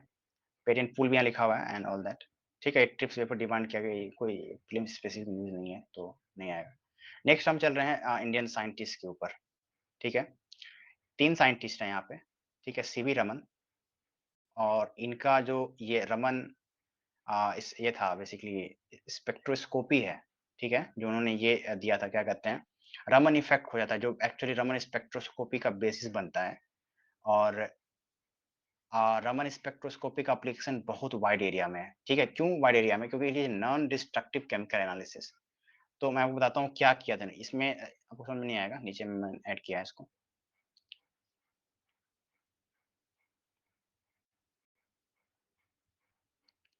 देखो उन्होंने क्या बोला, उन्होंने ये बोला, किसी भी अगर ऑब्जेक्ट पे लाइट आ रही है, ठीक है? तो जितना भी लाइट स्कैटर हुई है, उसके कुछ लाइट का वेवलेंथ चेंज हो जाएगा। This is what he said. तो ये देखो ये एक्सपेरिमेंटल सेटअप है, सनलाइट आ रहा है और यहाँ पे पहला वायलेट फ़िल्टर लगाया गया। तो वायलेट फ़िल्टर लगाने से क्या हुआ सिर्फ़ वायलेट लाइट आगे गई, ठीक है? लाइट स्कैटर हुई। तो 90 डिग्री पे क्या लगाया इन्होंने? स्कैटर मतलब क्या? कुछ लाइट यहाँ जाएगी, कुछ यहाँ जाएगी। तो स्कैटर में उसमें वायलेट लाइट भी होगी और एक दूसरी लाइट भी होगी जिसका वेवलेंथ वायलेट से अलग होगा। तो यहाँ पे आपने क्या किया फ़िल्टर लगा दिया ग्रीन फ़िल्टर। तो बस ग्रीन पास होगी, तो आप देखते हो कि ग्रीन लेटर बाहर आ रहा है। इसका मतलब क्या हुआ है कि कुछ चूँकि आपने सिर्फ़ डाला था वायलेट लाइट डाला था इसके अंदर, इसका मतलब क्या हुआ है कि कुछ जो है अपना फ्रीक्वेंसी चेंज किया है, वेवलेंथ चेंज किया है बेसिकली दोनों चीज़ चेंज होता है साथ-साथ। और ये प्रूव करता है और इंटरेस्टिंग चीज़ क्या है कि जो पैटर्न है ना ये मतलब इसको अगर आप समझ सकते हो कि किस किस तरह से चेंज हो रहा है, तो आप ये यहाँ क्या है उसको प्रेडिक्ट कर सकते हो। ठीक है? इसीलिए इसको बोलते हैं नॉन डिस्ट्रक्टिव एनालिसिस ऑफ। तो इसको एक्चुअली एनएमआर को यूज़ किया गया है कोरोना वायरस में भी, ठीक है? देखने में एंड लाइक हर जगह एप्लीकेशन है इसका। Non destructive analysis, Raman effect को यूज़ करता हो, यही लिखा हुआ है यहाँ पर भी, ठीक है? इमेज में भी एंड इसके लिए इनको नोबेल प्राइज़ मिला था रमन इफेक्ट के 1930 में। इंटरेस्टिंग चीज़ क्या है यहाँ पे, बताता हूँ आपको, कि रमन इफेक्ट जिस दिन इन्होंने खोजा 28 28 फ़ेब को है ना? 28 फ़ेब को खोजा है इन्होंने। उस दिन हम मनाते हैं नेशनल साइंस डे। ठीक है? इकलौता इकलौता ये है, क्या कहते हैं इकलौता 28 फ़ेब लिखा हुआ है यहाँ पे ना। इकलौता ये है, क्या कहते हैं, डे है जो सेलिब्रेट करते हैं हम जिस दिन साइंटिफिक डिस्कवरी हुआ ना कि इनके बर्थडे के दिन, ठीक है? दैट इज़ इंटरेस्टिंग चीज़ और इंडिया में नेशनल साइंस डे हर साल मनाया जाता है इसी कारण से। और वेवलेंथ मैंने बता दिया सब चीज़, ठीक है? इम्पोर्टेंट और इन्होंने ये भी शुरू किया था, ठीक है? मेंस के लिए ये सब इन्फॉर्मेशन उन्होंने इंडियन अकेडमी ऑफ साइंस शुरू किया था, Raman institute of research. Next is Vikram Sarabhai, उसको father of Indian space programme करते हैं, ठीक है? हमने तो कल देखा भी था कि साराभाई स्पेस रिसर्च सेंटर जो था, वो तिरुवनंतपुरम में था, इनके नाम पे। इन्होंने सबसे पहले सेटअप किया इन कोस्पार और after it was later removed. He succeeded Homi Jehangir Bhabha. Homi Bhabha जब उनका देहांत हो गया, तो Bhabha is actually the father of Indian ये nuclear programme, okay? And Bhabha उनके नाम से ही सबसे एडवांस रिसर्च सेंटर है इंडिया का, Bhabha atomic research centre. And उन्होंने विक्रम साराभाई ने इसके अलावा और भी बहुत सा कुछ काम किया था, आर्ट वार्ट में इंटरेस्ट रखते थे ये, ठीक है? देन रामानुजम के बारे में बात कर लेते हैं। रामानुजम के नाम पे मैथमेटिक्स डे मनाया जाता है, 22 दिसंबर को उनका बर्थडे के दिन। तो उनका 32 साल में देहांत हो गया but he had a lot of like 39 identities, बहुत सारा इतने कम उम्र में बहुत सारा कंट्रीब्यूशन था, आप लोगों को पता ही होगा। एक इंटरेस्टिंग चीज़ क्या है रामानुजम के बारे में कि रामानुजम मशीन हाल में न्यूज़ में आई थी, वो इज़राइल ने बनाया था, वहाँ के इसमें यूनिवर्सिटी ने। तो ये मशीन एक्चुअली मशीन नहीं थी ये एल्गोरिदम थी, जो एक्चुअली कंजेक्चर निकालती थी, ठीक है? अब कंजेक्चर क्या है, ये पता होना चाहिए आपको। कंजेक्चर मेरे हिसाब से is the most creative and beautiful human creation, ठीक है? तो एक्चुअली जो है ना, वो कंजेक्चर किया उन्होंने, ये पूरा-पूरा जो जो था ना 39 इसमें इन्होंने इसमें कंजेक्चर्स बहुत सारे हैं बेसिकली इसमें इनका ना 65% ऑफ जो इन्होंने थ्योरी और ये क्वेश्चन दिया वही सही प्रूफ हुआ है, बाकी सब गलत हो गया है। तो he was actually a philosopher of math, ठीक है? उनके दिमाग में इक्वेशंस आती थी, थॉट आते थे। ही यूज्ड टू गिव कंजेक्चर। तो कंजेक्चर क्या होता है बेसिकली? कंजेक्चर वो पॉसिबिलिटीज़ होता है जो सही हो सकता है। You are just theorising something, that is conjecture and he gave a lot of conjectures. तो जब इन्होंने बनाया एक एक एआई एल्गोरिथम बनाया इज़राइल वालों ने, उसका नाम दिया Ramanujan machine because he was okay. Next कुछ दिन का नाम लिखा है हमने। ये इम्पोर्टेंट नहीं है कि दिन क्या है, इम्पोर्टेंट ये है कि उसका इम्पोर्टेंस क्या है। नेशनल टेक्नोलॉजी डे मनाते हैं हम लोग, मई 11 को। पोखरण टेस्ट हुआ था, ओके? तो न्यूक्लियर से रिलेटेड है इसका। साइंस डे बता दिया मैंने आपको। तो ये रमन ये सब नाम जो है ना, ये नाम और ये सब नाम मेंस के लिए इम्पोर्टेंट है, ठीक है? बट यहाँ लिख दिया मैंने, ये श्रीनिवास का बर्थडे मैथमेटिक्स डे मनाया जाता है। महालनोबिस के दिन स्टैटिस्टिक्स डे मनाया जाता है। All of these are very prominent people in world, उनका काफ़ी इम्पैक्ट रहा है, अपने समय के सबसे एडवांस ये रहे हैं और इंजीनियर्स डे के दिन मोक्षकुंडम विश्वेश्वरैया, ये भी पूछ चुका है ऑलरेडी, ठीक है? नॉन इफेक्ट हो गया, आगे चलते हैं। कुछ मिनरल्स हैं, ओके? जैसे लिथियम है, लिथियम ट्रायंगल बोलते हैं इस जगह को, चिली, अर्जेंटीना और बोलिविया को, ओके? कैप के नाम से याद कर सकते हो इसको। और यहाँ पे सबसे अधिक एक्चुअली कंसंट्रेशन है इसका, लिथियम का। और काबिल साइंड एग्रीमेंट, ये क्या है? मैं पहली बार पढ़ रहा हूँ। काबिल signed agreement Argentina for lithium, काबिल क्या है? ओके, मैं देखूँगा इसको। अच्छा, काबिल यहाँ है, ओके कूल। काबिल बेसिकली क्या है? ये है इंडिया का कंपनी है, PS3 PSU का, जो actually wants to extract uranium from Argentina. तो अर्जेंटीना जो नीचे है ना, उससे काबिल ने ये किया है, okay? And next is graphene, ठीक है? ग्राफीन और वैनेडियम, ओके? वैनेडियम भी silver grey metal nuclear reactor में काम होता है, और graphene is just an एलोट्रॉफी of carbon, okay? तो कार्बन के कई एलोट्रॉफी हैं, फ्लोरीन है, डायमंड है, ग्राफाइट और ग्राफीन भी है। तो इस पे सवाल आया है, फिर से आ सकता है क्योंकि ग्राफीन इंपॉर्टेंट है। इसमें एक सवाल इंपॉर्टेंट होता है कि ग्राफीन और आइसोटोप में क्या अंतर है? तो मैंने यहाँ लिख दिया बेसिकली। बेसिकली क्या है ना कि जो आइसोटोप्स होते हैं, वो उसके वो सेम एलिमेंट होता है बेसिकली, लेकिन उसका जो है ना मास चेंज होता है, because number of neutrons change हो रहा है, ओके? जैसे carbon C12, C13, C14, all of there are carbons.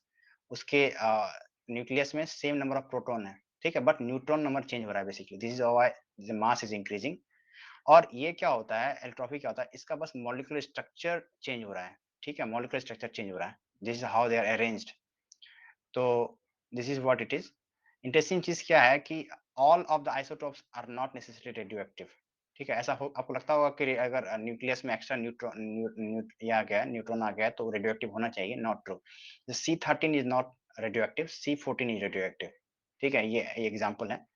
And या और ये डिफरेंसेस भी लिखा हुआ है यहाँ पे, सब कुछ आप देख लेना, इतना इम्पोर्टेंट नहीं है, जस्ट एक था वो, क्योंकि न्यूक्लियर जब पढ़ेंगे ना तो वो आएगा, आइसोटोप आएगा वहाँ पे। सुपर कंडक्टिविटी क्या है? आप ये समझ लो सुपर कंडक्टिविटी क्या है? उसका 2 चीज़ होता है सुपर कंडक्टिविटी का। ये डेफिनिशन है सुपर कंडक्टिविटी का, कि रेसिस्टिविटी जो है ना, वो 0 होता है। बेसिकली क्या है, जो भी चीज़ सुपर कंप्यूटर होगा, सुपर कंडक्टर होगा, उसमें जब इलेक्ट्रिसिटी पास करेगा, तो 0 resistance, no energy will be lost. और उसका मैग्नेटिक इंडक्शन भी 0 होता है, जो बीटा फंक्शन होता है, और फाई का फंक्शन है शायद, जो भी है, ठीक है? वो बीटा फंक्शन भी 0 होता है। बीटा फंक्शन क्या होता है बेसिकली, अगर सुपर कंडक्टर बन गया कुछ, तो उसके अंदर से पास नहीं हो सकता ये कोई भी मैग्नेटिक फंक्शन, ठीक है? कोई भी मैग्नेटिक जो ये है ये जो ये है, वो एक्चुअली उसके बाहर से पास होगा। इट रेसिस्ट इट, क्यों रेसिस्ट करता है? बिकॉज़ सुपर कंडक्टर है ये। अगर इलेक्ट्रिसिटी इसके अंदर से अगर मान लो मैग्नेटिक वेव पास हो गया, तो वो इसके अंदर इलेक्ट्रिक वेव भी चेंज कर देगा। This is why it resist. और इसीलिए इसका पहचान ही है कि जब ये करने लगा तब समझ आता है कि सुपर कंडक्टर बन चुका है। और यही जो फेनोमेना है इसके अंदर पास नहीं होने देता है, इसको बोलते हैं 2 चीज़, 1 सेकंड। इसको बोलते हैं मीज़नर इफ़ेक्ट, ओके? और इसको बोलते हैं डायमैग्नेटिज़्म ऑल्सो, ठीक है? डाय एक होता है फेरोमैग्नेटिज़्म, ठीक है? फेरोमैग्नेटिज़्म में क्या होता है, जो नॉर्मल मैग्नेटिज़्म होता है, मैग्नेट 2 मैग्नेट लेके आओ एक साथ चिपक जाएगा। इसका उल्टा होता है डायमैग्नेटिज़्म। इसका मतलब क्या हुआ कि मैग्नेट जैसे आएगा वो उसके अंदर से मैग्नेटिक वेव पास ही नहीं करेगी। तो it shows perfect diamagnetism and this is why it is superconductor. तो ये सब प्रोसेस है कि कैसे इलेक्ट्रॉन लाइन होता है, छोड़ रहा हूँ मैं इसको। हाइपरलूप क्या है? Hyperloop is nothing but maglev train inside a vacuum, मतलब इन अ वैक्यूम चैम्बर में मैगलेव ट्रेन चल रही है। ये हाइपरलूप का कांसेप्ट है। बहुत फास्ट चलेगी ये, ठीक है? और मैगलेव ट्रेन में ना 2 तरह से मैग्नेट लगे होते हैं। एक तो नीचे लगा होता है, जैसे नॉर्थ है, सॉरी नॉर्थ रिपेल हो रहा है ना, नॉर्थ साउथ होना चाहिए, नॉर्थ नॉर्थ रिपेल होगा, तो इसीलिए हवा में रहता है ये, ओके? एंड यहाँ पे क्या करते हैं साइड से, ये इस तरह से मैग्नेट लगाते हैं। इतना इंटरेस्टिंग कांसेप्ट है कि साउथ नॉर्थ सब इलेक्ट्रोमैग्नेट होगा एंड यहाँ पे लगा होता है। तो बेसिकली अगर नॉर्थ नॉर्थ रिपेल करे तो ये इस तरह से अगर आप इलेक्ट्रिक करंट को कंट्रोल करोगे, तो ये आगे की तरफ भागेगा। तो बेसिकली इलेक्ट्रिक करंट से आप और मैग्नेट को यूज़ करके आप इसको बहुत तेज़ 300 किलोमीटर पर आवर से भगा रहे हो, 500 किलोमीटर पर आवर से। लेकिन ये अभी भी, हालाँकि ये ज़मीन से इसका फ्रिक्शन नहीं है, लेकिन हवा का फ्रिक्शन अभी भी है। अगर इसको भी आप इंकेज कर दोगे, वैक्यूम में डाल दोगे, तो आप इसका जो रेजिस्टेंस है एकदम इलेक्ट्रोडायनामिकली कम हो जाएगा and it will become a hyperloop. That is the concept. खत्म हो गया hyperloop. Next is nuclear fission versus fusion. Uh, यहाँ पे क्या है कि फिजन में जो अ, बेसिकली न्यूट्रॉन आके अटैक कर रहा है सेंटर पे और वो टूट रहा है, ठीक है? एंड आई थिंक फ्यूजन सबको पता है, टूट रहा है और जब जुड़ता है तो फ्यूजन हो जाता है, ठीक है? फ्यूजन में सन पे जो प्रोसेस होता है फ्यूजन करते हैं। एक सबसे सिंपल डिज़ाइन है टोकामक, ठीक है? ये टोकामक सबसे सिंपल डिज़ाइन है न्यूक्लियर फ्यूजन कराने का। तो ये बन रहा है एक्चुअली फ्रांस में सबसे बड़ा बन रहा है, लेकिन फ्यूजन जो टोकामक रिएक्शन है वो चाइना भी कर रहा है और भी जगह हो रही है, साउथ कोरिया भी कर रहा है। तो उसको मैंने ऐड किया है यहाँ पे। आप देखना यहाँ पे आइसोटोप लिखा हुआ है, सिन और प्रोटॉन, ठीक है? मैंने ऊपर ही डाल दिया और उसके बाद मैं और कंपेयर करता हूँ आपको इससे, ठीक है? मैंने इसमें सब लिखा हुआ है, आप देख लेना, आप समझ में आ जाएगा सब कुछ। तो फिशन रिएक्शन में मॉडरेटर चाहिए, कंट्रोलर चाहिए, कूलेंट चाहिए, ठीक है? इसमें ये इम्पोर्टेंट है, आप इसकी टेक्नोलॉजी को समझ लो कैसे काम करता है वो, what is moderator, what is controller. मेरा टाइम ज़्यादा हो रहा है इसलिए मैं भाग रहा हूँ आगे आगे। यहाँ पे मैंने एक और चीज़ ऐड किया है, ये इन्होंने ही एक्चुअली ऐड किया है कि कहाँ-कहाँ इंडिया में जो लाल है ना, वहाँ पे ऑलरेडी पावर प्लांट है और नया बन रहा है, okay? That is the thing. ये सब लिखा हुआ है यहाँ पे और उम इंडिया का 3 स्टेज न्यूक्लियर प्रोग्राम जो होमी जहांगीर भाभा ने खुद ने बनाया था, ओके? तो 3 तरह रिएक्टर होता है, एक ब्रीडर रिएक्टर होता है, एक फास्ट ब्रीडर रिएक्टर होता है। फास्ट ब्रीडर रिएक्टर में क्या होता है, more neutrons are produced than necessary. तो एक्चुअली अगर जो ये जो सेकंड स्टेज का रिएक्टर है ना, fast breeder breeder reactor use किया है डिज़ाइन में। तो यहाँ पे क्या होगा बेसिकली, ज़्यादा न्यूट्रॉन अगर पैदा होगा जितना मतलब चाहिए सस्टेन करने के लिए, तो एक्चुअली फास्टर चेन रिएक्शन होगा। तो इंडिया का 3 स्टेज जो प्रोग्राम है, उसमें सेकेंड पे हम थोरियम डाल रहे हैं, थर्ड में थोरियम डाल रहे हैं। और थोरियम क्यों डाल रहे हैं हम? क्योंकि इंडिया के पास 25% ऑफ द रिजर्व है दुनिया का थोरियम का, ठीक है? बट हमारे पास यूरेनियम का मतलब 2% रिजर्व है। तो लेकिन डायरेक्टली थोरियम नहीं डाल सकते हम क्योंकि थोरियम इज़ नॉट फिसाइल, ठीक है? मैं आपको दिखाता हूँ क्या मतलब है सब चीज़ों का।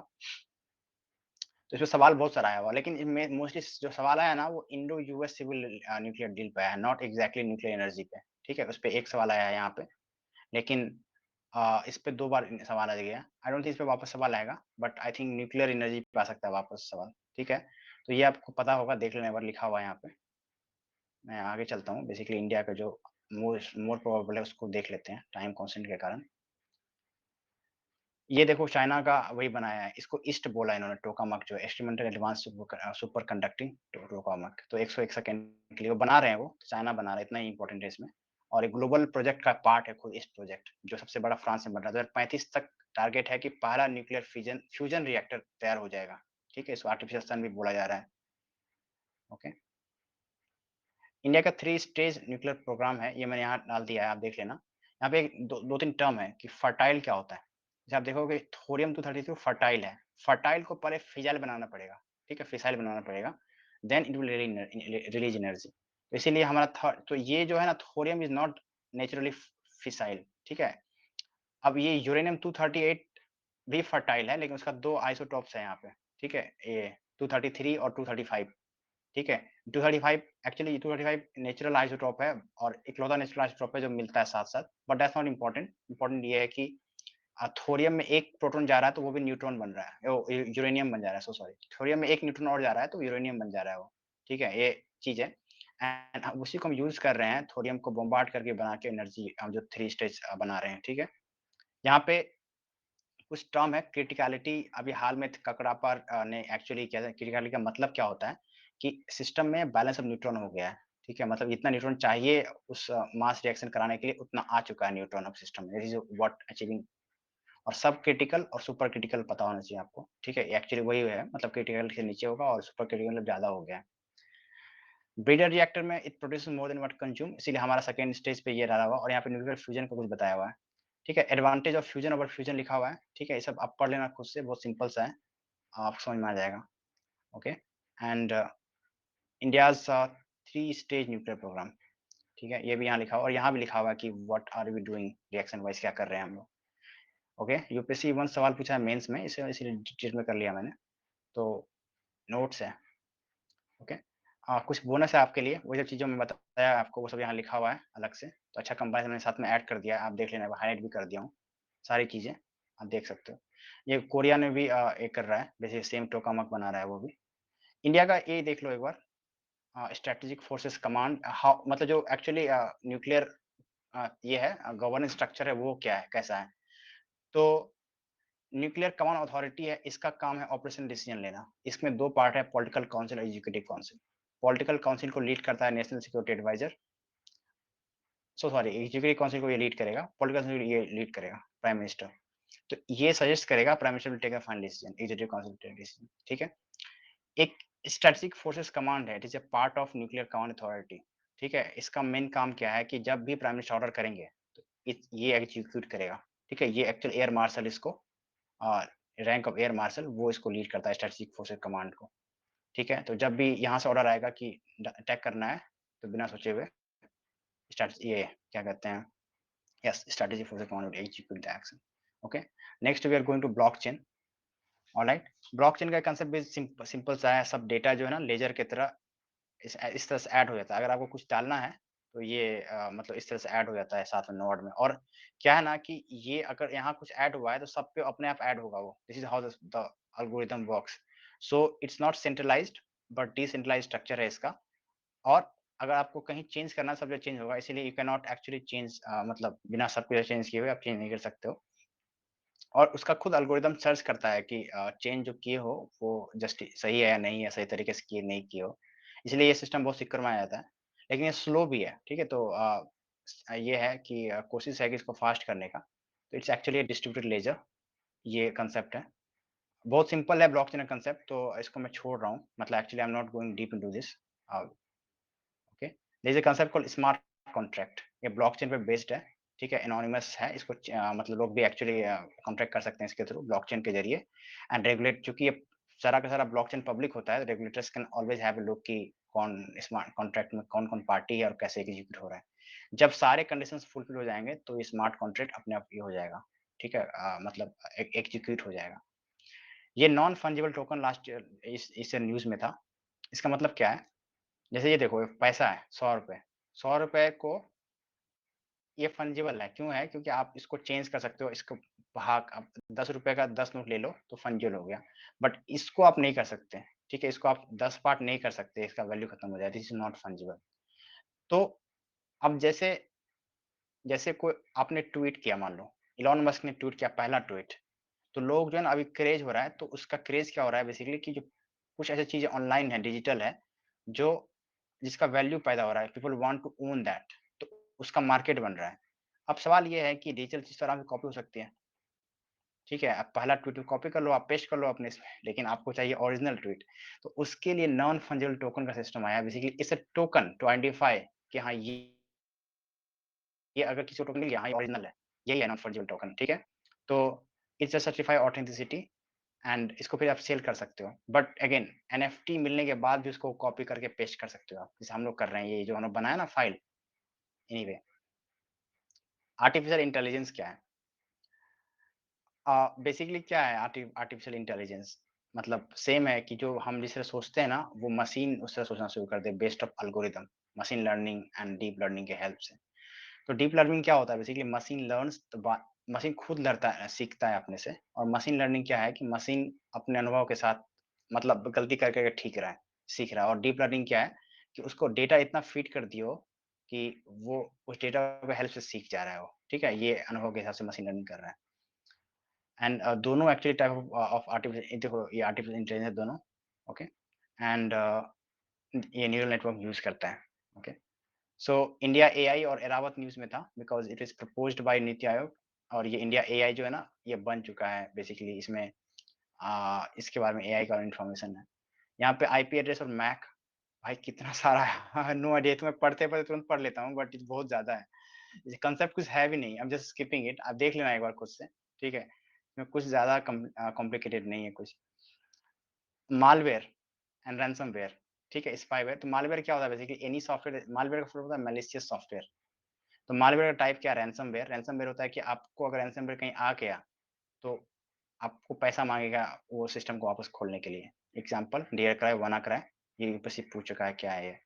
मालवेयर का और टाइप होता है स्पाईवेयर। इसमें अगर आपके सिस्टम में आ गया तो दे विल नो कि आप क्या कर रहे हो। जैसे पेगासस न्यूज़ में था अभी। That's it. spyware, not a ransomware. Then Trojan horse, ये क्या है बेसिकली, ये मिसलीड होता है, आपने जो एक्चुअल काम है ना, ये बैक बैक चैनल बना देता है बेसिकली, वहाँ से ये आपका इन्फॉर्मेशन लीक करता रहता है। There is something called worms, ठीक है?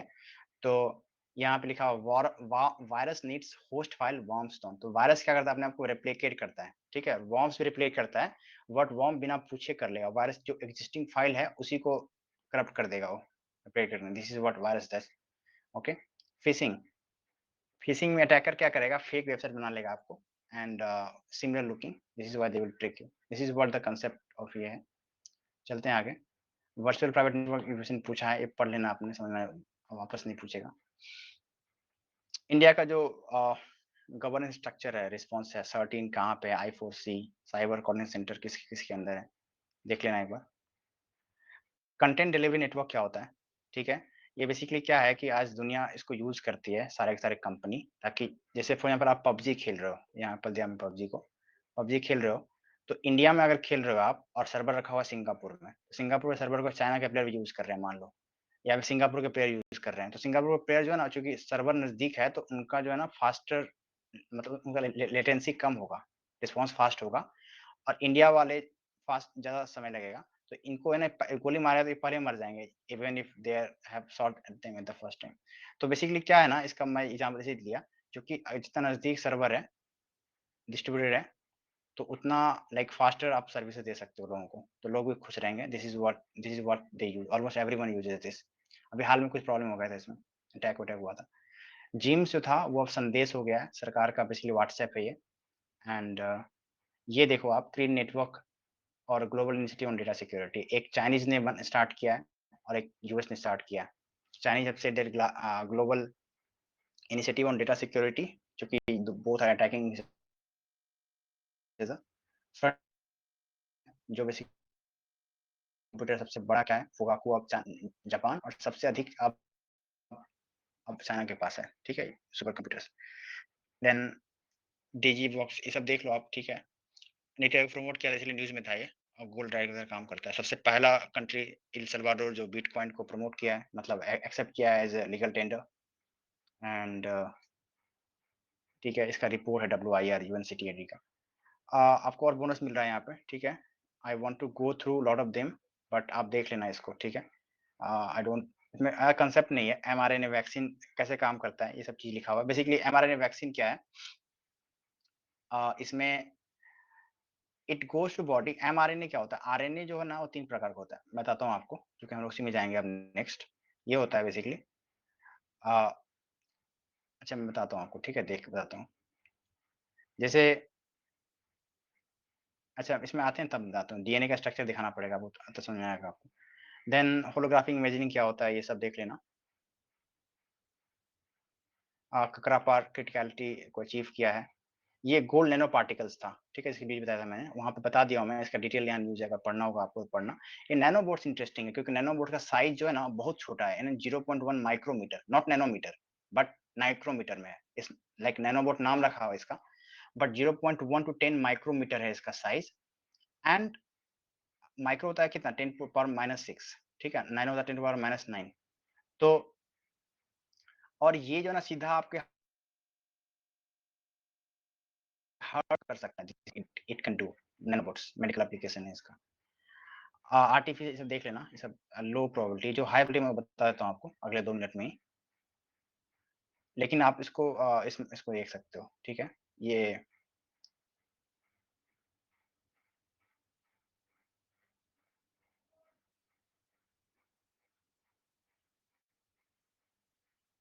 जैसे मैंने आपको ग्राफ़ीन बताया था अभी, ग्राफ़ीन का ही एक टाइप है कार्बन नैनो ट्यूब। बेसिकली ग्राफ़ीन क्या है, वन लेयर स्ट्रक्चर है, ठीक है? इसको अगर मोड़ के आप ऐसे जोड़ दो, तो ये हो गया कार्बन नैनो ट्यूब। ये ग्राफ़ीन ही है, बट सर्कुलर ग्राफ़ीन, तो दोनों सेम है, बट नैनो सेंसर्स है, ये हमने देखा था अभी, नैनो मिसाइल्स न्यूज़ में था इसीलिए, ओके। थोड़ा हैंग कर रहा है, न्यूक्लियर साइंस आ गया है।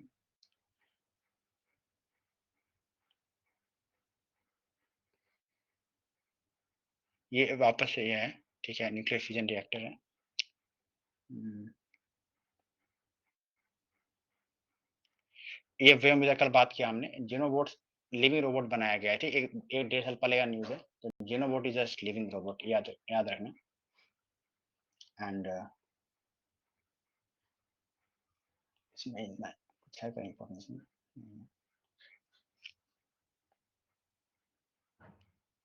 आईपीआर पॉलिसी सब यहाँ लिखा हुआ, कंपल्सरी लाइसेंसिंग, ये सब क्या, पेटेंट पुलिंग सब लिखा हुआ है यहाँ पे, हमने आधा डिस्कस भी कर लिया। देन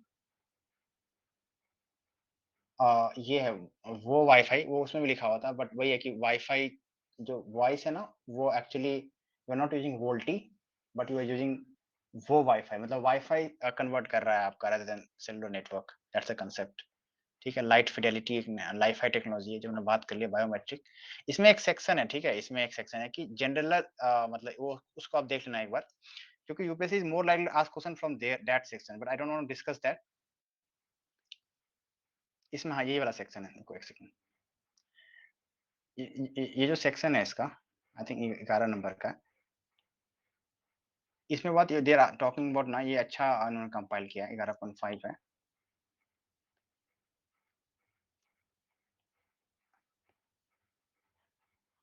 ध्यान, इसमें इन्होंने क्या क्या बात किया है वो आई थिंक बाद में आएगा, 12वां नंबर पे होगा शायद, कि जो जनरल टेक्नोलॉजी जो हम लोग देखते हैं बेसिक क्लास सोसाइटी में, वो इसमें है, उसको आप पढ़ लेना एक बार, ये वाला। ठीक है, technology and innovation day to day life की, रिवर्स ऑस्मोसिस क्या होता है, how does it work. UPSC will ask question, जैसे डिसैलिनेशन टेक्नोलॉजी क्या है, इफ यू रिमेंबर कि अभी हाल में जो वो हो रहा है ना, डीप ओशन मिशन, उसका one of the objective is also to create some desalination plants. ठीक है, तो ये सब देख लेना। एंड क्लाउड सीडिंग क्या होता है, तो ये आपको हो जाएगा। तो हमारा ये हो गया बेसिकली, इसको मैं बंद कर रहा हूँ। Will do biotechnology now. Okay, मैं शेयर कर लूंगा इसमें। इसमें हम लोग क्या पढ़ेंगे, जीनोम पढ़ेंगे, फिर plant cell, animal cell, WBC tissue पढ़ लेंगे थोड़ा सा, प्लांट एनिमल टिश्यू पढ़ेंगे, एंड जीनोमिक्स पढ़ेंगे, डीएनए आरएनए का, वायरस और वैक्सीन पढ़ेंगे कोरोना वायरस का। ठीक है, सबसे पहले आपको ये दिखा देता हूँ कि ये एक्चुअली मैंने पूरे नोट्स में ना, जो कप्तान ने एक बार कहा था, एक्चुअली उनका सेशन था साइंस के ऊपर कि कुछ कुछ चीजें इंपॉर्टेंट है, तो मैंने सबको इनको रिपीट किया नोट्स में। तो उन्होंने ये बोला था, DNA storage, bioinformatics, DNA computing और डीएनए ऑफ थिंग्स, ये दोनों चीज जो है ना एक्चुअली कहीं नोट्स में नहीं है किसी भी मैगजीन, तो इसको मैंने सर्च करके दिया है। तो डीएनए ऑफ थिंग्स देख लो पहले क्या है। ये एक्चुअली जो है ना, डीएनए ऑफ थिंग्स, ये यहाँ पे इजराइल में रिसर्च हो रहा है एक, ठीक है, उसमें क्या किया उन्होंने, उनका बेसिक आर्गुमेंट ये है कि डीएनए जो है इतना लंबा चौड़ा स्ट्रक्चर है, उसके अंदर बहुत सारा डेटा है, तो इसको जो है ना आप एज ए स्टोरेज यूज कर सकते हो। तो जैसे इंटरनेट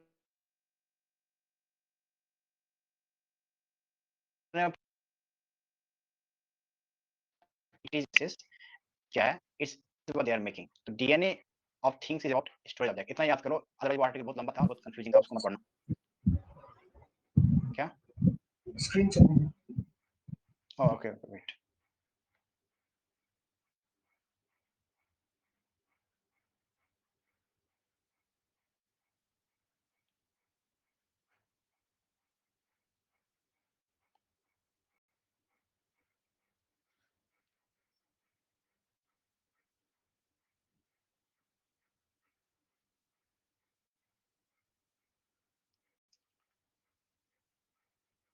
और एक और चीज है, इसका कंसेप्ट क्या है, मॉलिक्यूलर कंप्यूटिंग। ठीक है ना, ये क्या है बेसिकली, ये आ,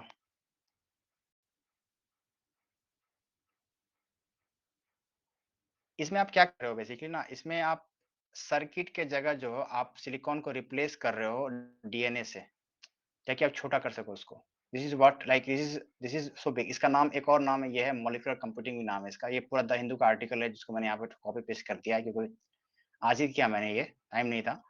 तो scientist are working to different possibilities including DNA to replace silicon for molecular computing. तो ये कैसे कर रहे हैं वो, आ, क्यों कर रहे हैं बेसिकली, वो इसीलिए कर रहे हैं ताकि छोटा हो जाए पूरा कंप्यूटर, और डीएनए ऑलरेडी इज पॉसिबल। तो 1994 में शुरू हुआ है ये सब चीज, और इसका एप्लीकेशन यहाँ देख लो कहाँ का यूज होगा।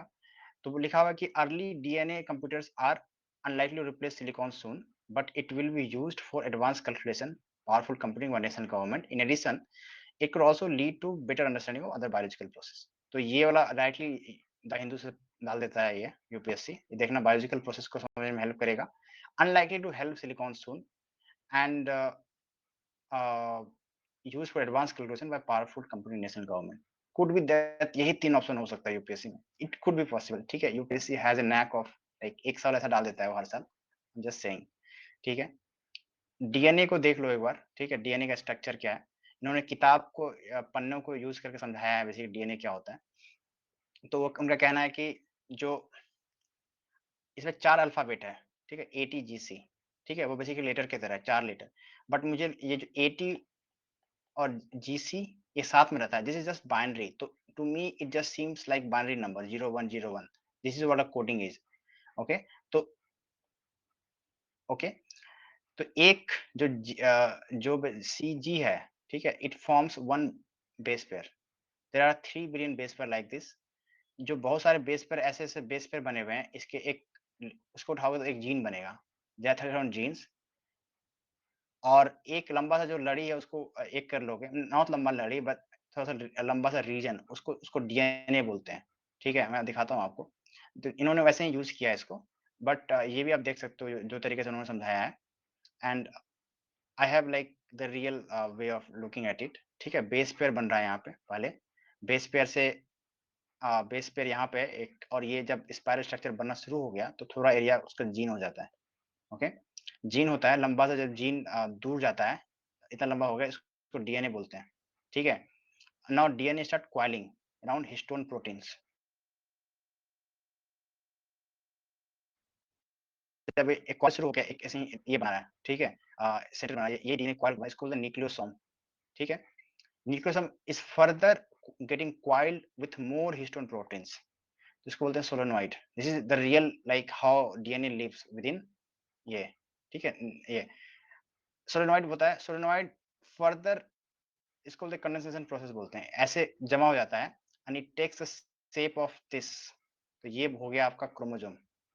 ये क्रोमोसोम एक्चुअली जब खोलोगे आप उसको ना, तो ये निकलेगा, ये बेस पेयर, इस तरह का स्ट्रक्चर, ठीक है? एंड इस तरह के क्रोमोसोम के 23 पेयर्स यानी 46 होते हैं न्यूक्लियस के अंदर, ओके? एक न्यूक्लियस के अंदर। अब एक क्रोमोसोम है, 46 क्रोमोसोम से खोल दो, सबका डीएनए निकाल लो, तो उसको बोलते हैं जीनोम, ठीक है? तो सबसे ऊपर जीनोम आ जाएगा। दिस इज व्हाट द ये थिंग इज। एंड अब यहाँ पे एक चीज़ है, यूकैरियोट वर्सेस प्रोकैरियोट देख लो कि जहाँ पे ये न्यूक्लियस का जो लेयर है, ये वाला, ये लेयर है, ये जिसके पास नहीं है वो हो गया प्रोकैरियोट, जिसके पास है वो यूकैरियोट हो गया, ठीक है? इसको पी आर्म, इसको क्यू आर्म बोलते हैं। देन अगर आप सारे डीएनए को उठा के ये कर दियो, हालाँकि कैरियोटाइपिंग ज़रूरी नहीं, छोड़ दियो। देन इस साथ-साथ ये देख लो, आपकी स्ट्रक्चर देख लो, प्लांट सेल, क्योंकि हमने सेल देखा है यहाँ ना, फाइनली सेल बन गया ये न्यूक्लियस है, इसके बाद सेल का स्ट्रक्चर है। तो UPSC has asked last year कि एनिमल सेल और प्लांट सेल कंपेयर करने बोला था, तो सेल वाला एब्सेंट था वहाँ पे। बट देन एक चीज़ बता रहा हूँ मैं आपको, यहाँ प्लास्टिड्स अवेलेबल है, ठीक है? प्लांट सेल में, इसमें प्लास्टिड्स नहीं होता है लिविंग सेल में, ठीक है? प्लास्टिड्स के पास भी एक्चुअली होता है क्या? डीएनए, ठीक है? अपार्ट फ्रॉम माइटोकॉन्ड्रिया, इसमें माइटोकॉन्ड्रिया होता है, इसके पास होता है, तो इसके पास भी डीएनए होता है, ठीक है? पार्ट माइटोकॉन्ड्रिया इसके पास, और इसमें भी होता है सेल में, ये न्यूक्लियस में, ओके? देन सेंट्रियोल्स यहाँ एब्सेंट होते हैं, लाइकोसोम्स रेयरली फाउंड। देन इतना ही है बेसिकली, यहाँ पे प्लांट में ज़्यादा सेंट्रियोल होते हैं, सॉरी सेंट्रियोल्स इसमें होंगे, एनिमल सेल में होंगे, ओके? प्लांट में सेंट्रियोल कम होगा, okay? And cell wall is definitely think के लिए होगा, ये सब पूछ चुका है, वापस नहीं पूछेगा, इसको अलग-अलग लिख दिया मैंने। प्लांट सेल में माइटोकॉन्ड्रिया होता है, ओके? माइटोकॉन्ड्रिया पावर हाउस है तो होगा, दोनों में होगा, ओके, ग्रेट। और यहाँ प्लास्टिक्स भी होता है। तो यहाँ पे मैंने ना क्लास 8 का जो ये किताब है सेल का, उसका मैंने डाल दिया है, और इसमें कुछ 2-3 चीज़ें इम्पोर्टेंट है, मैंने सारा डाल दिया है, ठीक है? तो एक तो ये सब चीज़ है हाइलाइट किया हुआ है, बट जो मैं बात करना चाह रहा हूँ, वो ये है कि व्हाइट ब्लड सेल, ठीक है? व्हाइट ब्लड सेल और आरबीसी का कंपैरिज़न लिखा हुआ है यहाँ पे, ठीक है ना?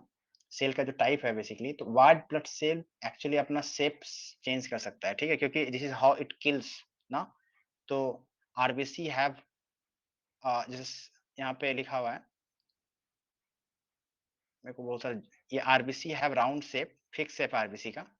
एंड इसका जिसके पास राउंड नहीं होता है ना, उसको बोलते हैं सिकल सेल एनीमिया, बीमारी होती है वो, जिसको एक्चुअली वो ये है, मतलब रेयर डिजीज में भी आता है।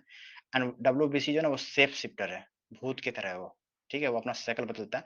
And white changes shape because it has to kill certain viruses and all, ठीक है? That is one thing here to note. Cell से फर्दर बनेगा टिश्यू, टिश्यू क्या है बेसिकली स्पेशलाइज्ड पार्ट बन गया है सेल का, okay. And will see that. तो यहाँ पे है कंपेयर किया है बेसिकली इसको यहाँ पे जीन एंड ऑर्गेनेल्स ये सब पता होगा आपको, ठीक है। न्यूक्लियस ये सब हमने डिस्कस किया, प्रोकैरियोट बता दिया मैंने। यहाँ पे एक चीज है कि जो प्लास्टिड्स है watch is breaking, can you repeat sickle cell. No repeat, आप रिकॉर्डिंग सुन लेना बिकॉज टाइम नहीं है रिपीट करने का, वहाँ पे सही हो जाएगा आपका, ठीक है ना। जो एक्चुअली ये है सिकल सेल एनीमिया, क्या होता है कि उसका जो शेप है ना आरबीसी का, वो एक्चुअली सिकल शेप का हो जाता है, इलोंगेटेड हो जाता है वो। तो ये एनीवे वो जेनेटिक डिजीज है, छोड़ दो उसको, नहीं आएगा यूपीएससी में। It is called vacuole, okay. Vacuole होता है, हमने देखा अभी एनिमल सेल में, और ये प्लांट में भी होता है ना, कम होता है लेकिन, ओके। ओके, प्लास्टिड्स इंपॉर्टेंट, क्योंकि प्लास्टिड्स जो है हमने बोला है कि इसमें पास में ये होता है, but it's very less known, इसके पास डीएनए होता है। And one of the special type of plastid जिसके ऊपर ग्रीन कलर पिगमेंट होता है उसको बोलते हैं क्लोरोप्लास्ट, ठीक है। तो क्लोरोफिल होता है इसके ऊपर, ओके। तो chlorophyll is like you have to be aware of chlorophyll, plant cell and animal cell. तो यहाँ कंपेयर किया इन्होंने, इतना ही है इस किताब में इंपॉर्टेंट। जब हमने सेल देखा है ना, तो we should also discuss this tissue also, क्योंकि टिश्यू या एनिमल सेल का टिश्यू जो है वो नहीं है बहुत इंपॉर्टेंट, क्योंकि नर्वस टिश्यू, ब्लड का जो टिश्यू है ये सब नहीं पूछा। बट ये जाइलम फ्लोएम जो प्लांट टिश्यू है ये यूपीएससी पूछ सकता है, ओके। और ये इंपॉर्टेंट इसीलिए भी है कि अभी जो हाल में नैनो फर्टिलाइजर आया है, फर्टिलाइजर आप छिड़क रहे हो ना, आई थॉट कि वो जाएगा नीचे से, जड़ से, but how this is working, because nano in size है, ये प्लांट के जो स्टोमेटा ओपनिंग होते हैं लीव्स में, उसी में घुस जा रहा है, ठीक है। और प्लांट वहां से फिर फ्लोएम के थ्रू वो प्लांट अपने अनुसार वो चल जा रहा है प्लांट के वैक्यूल में, और फिर वहां से स्लोली स्लोली रिलीज हो रहा है वो, ठीक है। तो basically it is much more, मतलब जो इफ्को ने बनाया ना वो एक्चुअली 5%, मतलब 95% कंटेंट कम कर देगा फर्टिलाइजर का, इतना इफिशियंट है वो। How is doing, because it's like इस तरह से कर रहा है वो, कि वैक्यूल में जाके वहां बैठ जा रहा है, and then as per the need is coming out. तो इट इज देयर। तो फ्लोएम क्या है बेसिकली और जाइलम क्या है, ये देखो यहाँ पे शेप जो है ये है। फ्लोएम का स्ट्रक्चर ये वाला है, और xylem is just one way to up, यहाँ से पानी और जो भी चीज जा रहा है, पानी इससे भी आता है बेसिकली, बट फ्लोएम में टू वे रास्ता है, ठीक है, ऊपर डाउन सब है। This is the what is, तो वाटर एंड मिनरल्स जा रहा है जाइलम से ऊपर की तरफ, एंड फ्लोएम, यहाँ डिफरेंसेस लिखा हुआ है। तो जाइलम का ना ये सब ओपनिंग भी नहीं है, सब पढ़ लेना आप लोग, आ जाए समझ में। I am just going ahead. देखो अब हमने वो सब चीज कर लिया, will coming back to this DNA thing, okay. DNA में सवाल आया है, डीएनए सीक्वेंस, जीनोम सीक्वेंसिंग क्या होता है। तो यहाँ लिखा हुआ डीएनए सीक्वेंसिंग क्या होता है बेसिकली। तो डीएनए जो पूरा का पूरा डीएनए है उसको आप समझ रहे हो क्या स्ट्रक्चर है जीन का, that is known as DNA sequencing, ठीक है। You are trying to understand की है। तो डीएनए सीक्वेंसिंग सबसे पहला प्रोजेक्ट जो हुआ था वो हुआ था HGP, human genome project, okay. And India में इंडिजन प्रोजेक्ट खत्म हो चुका है, ठीक है, ये हो चुका है ऑलरेडी, मतलब इसका रिजल्ट पब्लिश हो चुका है, ओके। कैसे याद करना कि इसमें जीनोम का जेन भी नहीं है, मतलब ऐसे मैंने याद किया। तो इसमें कंप्लीट, मतलब ये एक्चुअली खत्म हो गया और जीनोम चल रहा है अभी, ओके। जीनोम इंडिया प्रोजेक्ट चल रहा है, इसमें यहाँ पे बस 10,000 इंडियन लिखा हुआ है, क्योंकि अभी 10,000 इंडियंस को ये मैप कर रहे हैं, बट एक्चुअली इसका डेटा, इनिशियल डेटा था वो 20,000 के लोगों का था। इसका आइडिया क्या है कि 10,000 लोगों को जो जिंदा हैं उसका जीनोम उठाएंगे वो, और 10,000 मरे हुए लोगों को उठाएंगे जो एक्चुअली कैंसर से मर जाएंगे, and then they will compare the genome of both group to find out कि कैसे क्या बदला जीन में, तो फाइंड आउट कि कैंसर को कैसे रोके, ठीक है। That is one of the project. इसमें आईएससी लिखा हुआ है, लेकिन एक्चुअली 20 से अधिक इंस्टीट्यूट जो है ना इसको एक्चुअली इन्वॉल्व है इसमें, एंड लीड आईएससी कर रहा है। That is the thing you should know.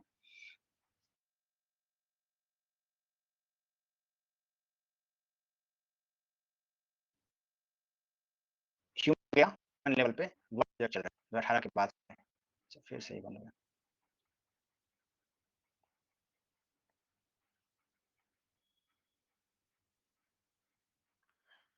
Okay.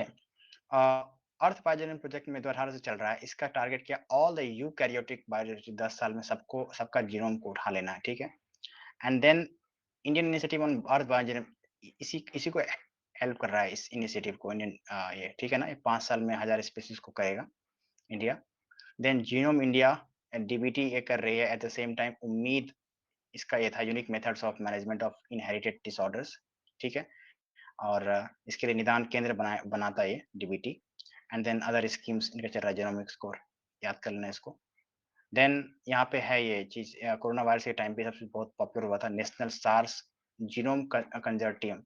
इसका काम क्या था बेसिकली, जितना भी नया वेरिएंट आ रहा है बेसिकली इंडिया के, उसको तुरंत से उसका जीनोम एनालिसिस करो, जीन सीक्वेंसिंग करो और उसको डालो डेटाबेस पे, ताकि हम ट्रैक कर पाएँ कि क्या इंडिया में कोई नया वेरिएंट आ गया है।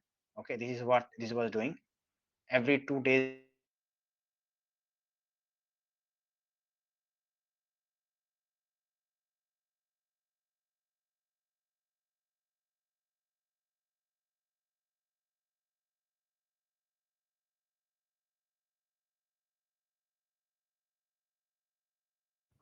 बस आवाज चली गई शायद।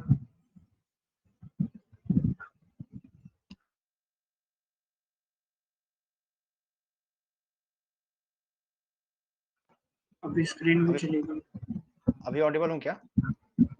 हाँ हाँ, बट स्क्रीन चली और गई।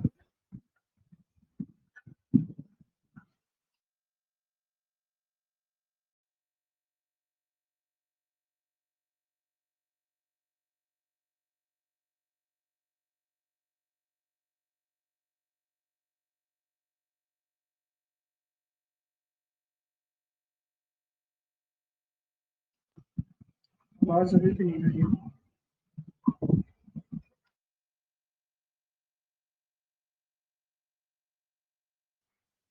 सो सॉरी, म्यूट किया हुआ था। अभी आवाज आ रही है क्या? हाँ हाँ भाई। So sorry. ओके, तो यहाँ पे ये देख लेना, यूपीएससी पूछ सकता है ये वाला, और ये पीएसयू है इसके अंदर। ओके, यहाँ पे कुछ सोशल इश्यूज रखे हुए हैं, क्या क्या इश्यूज है वो सब इम्पोर्टेंट नहीं है। जीनोम एडिटिंग जो होता है वो हम लोग जा रहे हैं, अब जीनोम एडिट करने पर हमने रीड कर लिया, अब एडिट कर रहे हैं हम लोग। एडिट करने में क्या है बेसिकली, एक तो ये है प्लायोट्रॉपिक जीन, विजन में टर्म लिखा हुआ था। इसका मतलब क्या है कि एक ही जीन जो है ना मोर देन कंट्रोल कर रहा है। जैसे एक जीन आपका आंख का कलर भी कंट्रोल कर रहा है, एट द सेम टाइम हो सकता है कि आपके जीभ का साइज भी कंट्रोल कर रहा हो। ठीक है, इस तरह से इसको बोलते हैं प्लायोट्रॉपिक gene.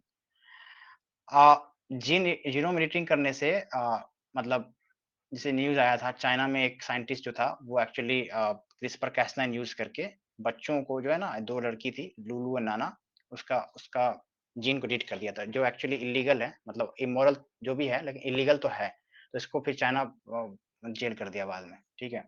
Then CRISPR Cas9 technology use करते हैं जीन एडिट करने के लिए। इसके अलावा this is just one of the technology, there are other technology as well जो अभी न्यूज़ में आई है इस साल। तो उसका नाम बस देख लेना, but how this works that you should also know. ऐसे यहाँ नहीं लिखा हुआ, नीचे लिखा हुआ बता दूंगा आपको।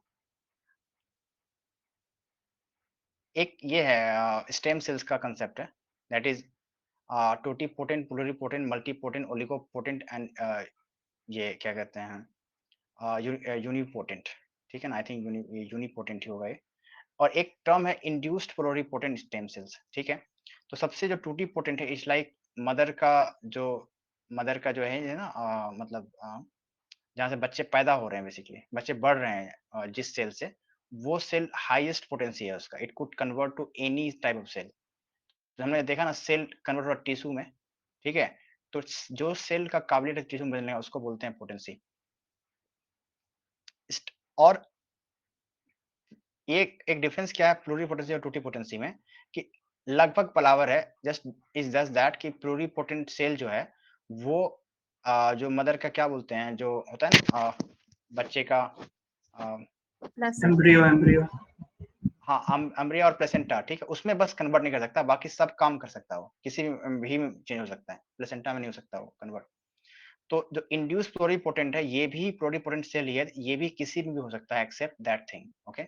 और इंड्यूस प्लोरीपोटेंट स्टेम सेल नाम है, बेसिकली आप सॉरी, आप जो है ना इसमें जेनेटिकली एडिटिंग कर रहे हैं आप, ठीक है, किसका, एडल्ट सेल का, जो एक्चुअली मतलब स्टेम सेल नहीं है, और उसको स्टेम सेल बना रहे हो आप। Okay, this is so it could be used to treat diseases or could be used to develop new organs, ये सब कर सकते हो आप। एंड ये सब चीज हो गई। क्लोन एनिमल क्या होता है, उसका डीएनए एकदम आइडेंटिकल होता है, तो हम बेसिकली यहाँ पे सोमेटिक सेल को यूज करेंगे। यहाँ नाम है कुछ कुछ लिखा हुआ, आप देख लेना एक बार। एक कंसेप्ट यहाँ है, बट ये पूछा नहीं पूछा, आई एम नॉट श्योर, बट बता देता हूँ यहाँ पे कि जो डीएनए था, ओके, उसको जब मैचिंग करते हैं, दो आदमी का डीएनए को मैच करते हैं हम लोग कि ये दोनों सेम है, क्योंकि 99% डीएनए दोनों से दो आदमी में सेम ही होगा, ओके। तो जो एसटीआर मार्कर्स है, डीएनए का एक पार्ट है एसटीआर, ठीक है, उसको बोलते हैं शॉर्ट रिपीट यूनिट्स, ठीक है, एसटीआर शॉर्ट टैंडेम रिपीट्स बोलते हैं। तो वो जो है वो अलग-अलग होता है, जो रिपीट होता है बेसिकली। और ये जो ना शॉर्ट टैंडेम रिपीट्स जो है, ये स्ट्रक्चर कोई काम नहीं करता, बट ये अलग होता है, लोग उसको कंपेयर करते हैं। It's like more than 99%, 90% in the entire DNA. तो सारा पार्ट एक्चुअली डीएनए का एक्टिव नहीं होता, तो we compare this two things. Anyway, इसको नहीं इतना इंपॉर्टेंट है। तो ये मैंने टूटी पोटेंट के बारे में लिख दिया, आप देख लेना, और ये सब भी डाल दिया कुछ डायग्राम समझने के लिए। हाँ, जो इंड्यूस्ड वाला है उसमें मल्टीपोटेंट को ही प्लूरीपोटेंट में कन्वर्ट करेंगे, राइट? नहीं समझ में आया? जो इंड्यूस्ड प्लूरीपोटेंट स्टेम सेल्स हैं, इनको इसमें हाँ। ये हो रहा है ना कि जो मल्टीपोटेंट रहेंगे, इनको प्लूरीपोटेंट में कन्वर्ट कर रहे हैं लोग, नहीं यही नहीं होता है नहीं, ना? इसमें ये हो रहा है, नहीं, इसमें हो रहा है एडल्ट सेल जो है उसको जेनेटिकली मॉडिफाई करके कन्वर्ट कर दे रहे हैं इसमें इंड्यूस्ड प्लूरिपोटेंट स्टेम सेल में, इतना ही हो रहा है। कोई भी एडल्ट सेल हो रहा है इसमें, बट मल्टीपोटेंसी अलग है, आपको मैं दिखा देता हूँ। ये देखो मल्टीपोटेंट। तो अच्छा, मल्टीपोटेंट इज एडल्ट सेल ही है, ठीक है, वो भी कह लो आप। तो बेसिकली एडल्ट सेल जो है वो मल्टीपोटेंट सेल है, तो वो बेसिकली प्लूरिपोटेंट में कन्वर्ट हो रहा है, ठीक है। और नीचे लिखा हुआ है, मैं वो दिखा दूंगा कहाँ पढ़ना है, तो आप समझ में आ जाएगा आपको। तो cell differentiate and can form a number of tissue types, this is what it can happen. तो ये एक्चुअली लिखा हुआ है स्ट्रक्चर में कि ये जो स्ट्रक्चर है, ये जो टोटीपोटेंट सेल है, ये कहाँ का चेंज हो सकता है, और यहाँ पे लिखा हुआ है मल्टीपोटेंट सेल वो क्या क्या बन सकता है। बेसिकली ये ना टिश्यू ही बन सकता है इससे, मल्टीपोटेंट सेल से, बट ये जो है ना, ये सब भी बना सकता है। और यहाँ भी सब लिखा हुआ है, देख लेना एक बार, समझ में आ जाएगा, ठीक है। तो जीएम क्रॉप्स है ना, यहाँ इंटरेस्टिंग चीज क्या है कि इसमें अच्छे समझाया है इन्होंने कि सपोज ये जो वैरायटी है, ये रेसिस्टेंट टू पेस्ट है, ये हाई यील्ड वैरायटी है। तो अ, दोनों को मिला के हाईब्रिड बना दो, ठीक है, विदाउट जेनेटिंग। तो इससे क्या होगा कि हाई यील्ड और रेसिस्टेंट टू पेस्ट बन गया। लेकिन सवाल क्या है, जैसे जैसे ये जो बॉल वॉर्म है, इस कोई प्लांट जो है ना, इससे रेसिस्टेंट नहीं था, ठीक है। लेकिन पाया गया क्या कि एक बैक्टीरिया रेसिस्टेंट है इससे। तो बैक्टीरिया का जो डीएनए से रेसिस्टेंट था ना, उसको उठा के डाल दिया प्लांट में। Such interesting thing. तो फिर क्या हुआ, ये प्लांट तो अभी भी उतना ही प्रोड्यूस कर पा रहा है, बट ये इसको भी मार दे रहा है वो। ओके, तो this is what they have been doing now. और या तो ये कंसेप्ट है बेसिकली, जीन को उठा दिया एंड उसमें डाल दिया। एक चीज याद रखना, ये जो देखो ईपी 1986, ठीक है, जेनेटिक, इसको ये रूल आई वाज थिंकिंग पहले कि बायोडाइवर्सिटी एक्ट यूज करते हैं, क्योंकि उसमें भी है कि बायोडाइवर्सिटी एक्चुअली लूज होता है ना, क्योंकि मोनोक्रॉपिंग बढ़ जाता है। लेकिन ऑलवेज लाइक ईपीए 1986 ही यूज होता है इसके लिए, ठीक है, जीएम क्रॉप्स को कंट्रोल करने के लिए। ईपीए इसके अंदर जो है पावर दिया गया है, ठीक है, इसको जीएसी को, ठीक है। एंड जीएसी स्टैट्यूटरी बॉडी है जो एक्चुअली कंट्रोल करती है। एंड अभी क्या है, एक और चीज है यहाँ पे, इंटरेस्टिंग चीज क्या है कि जीएम क्रॉप्स और जीएम फूड्स को एफएसएसआई करेगा, ठीक है, और जीएम क्रॉप्स को ये ईपीए के अंदर ये करेगा, ठीक है, क्रॉप्स और फूड, ठीक है। फूड का इंपोर्ट पे न्यूज आया था अभी। तो अभी हाल में बीटी ब्रिंजल का जो टेस्टिंग हो गया ना, नया तरह का बीटी ब्रिंजल, वो ये जीएससी ने टेस्टिंग का ये दे दिया है, फील्ड ट्रायल्स अलाउ कर दिया है। And golden rice actually news में रहता है बांग्लादेश के कारण, वो पहले 1990s में बना था जर्मनी में, ठीक है। एंड इसके अंदर विटामिन ए इंट्रोड्यूस किया गया है, ठीक है, इसका कलर गोल्डन हो गया है इसका, देख लो यहाँ पे कलर लिखा हुआ है गोल्डन। ओके, एक कोडेक्स रूल है जो इसी से रिलेटेड है, ठीक है, इससे रिलेटेड है, जीएम से, ठीक है, कोडेक्स। तो याद रखना, कोडेक्स रूल्स इससे रिलेटेड है। एंड ये जो कमीशन है वो एफएओ एंड डब्ल्यूएचओ 93 में बना, India is a member of this. हाँ, ये डीएनए आरएनए का है यहाँ पे। तो जो न्यूक्लियस के अंदर डीएनए है, ठीक है, इससे बनता है प्रोसेस जो होता है, इसको बोलते हैं ट्रांसक्रिप्शन प्रोसेस, ठीक है। इस प्रोसेस से बनता है आरएनए। तो डीएनए से आरएनए बनता है, ओके। और ये आरएनए का नाम होता है एमआरएनए। लेकिन आरएनए 3 तरह का होता है, आरआरएनए, टीआरएनए और एमआरएनए, ठीक है? एमआरएनए बस यहाँ से आता है। तो जो एमआरएनए वैक्सीन्स है ना, और ये जो एमआरएनए ये जाता है राइबोसोम के पास, इसको देता है इंस्ट्रक्शन कि आप ये बनाओ प्रोटीन, हम जो लेके आए हैं स्ट्रक्चर। और ये टीआरएनए है, ये लेके आता है अमीनो एसिड, और यहाँ से फिर आरएनए में राइबोसोम के अंदर ही होता है, ये लोग सब मिल के बनाते हैं प्रोटीन। प्रोटीन पानी का प्रोटीन क्या करता है, रेगुलेट करता है पूरा बॉडी को। तो वो देखोगे आपकी जो डिजाइन इंस्ट्रक्शन आया है वो यहाँ से आया है, डीएनए से। तो DNA actually controls the protein and ठीक है, यही लिखा हुआ है यहाँ पर भी। और ट्रांसक्रिप्शन प्रोसेस है, यहाँ जो डीएनए से ट्रांसलेट हो रही है, ठीक है, उसको आरएनए बन रही है, ठीक है, डीएनए से मतलब जो आरएनए से प्रोटीन बन रही है उसको बोलते हैं ट्रांसलेशन। ट्रांसलेशन में हम यूज करते हैं ट्रांसक्रिप्टेज, ये पॉलीमरेज एंड ये सब है। थक गया हूँ थोड़ा सा।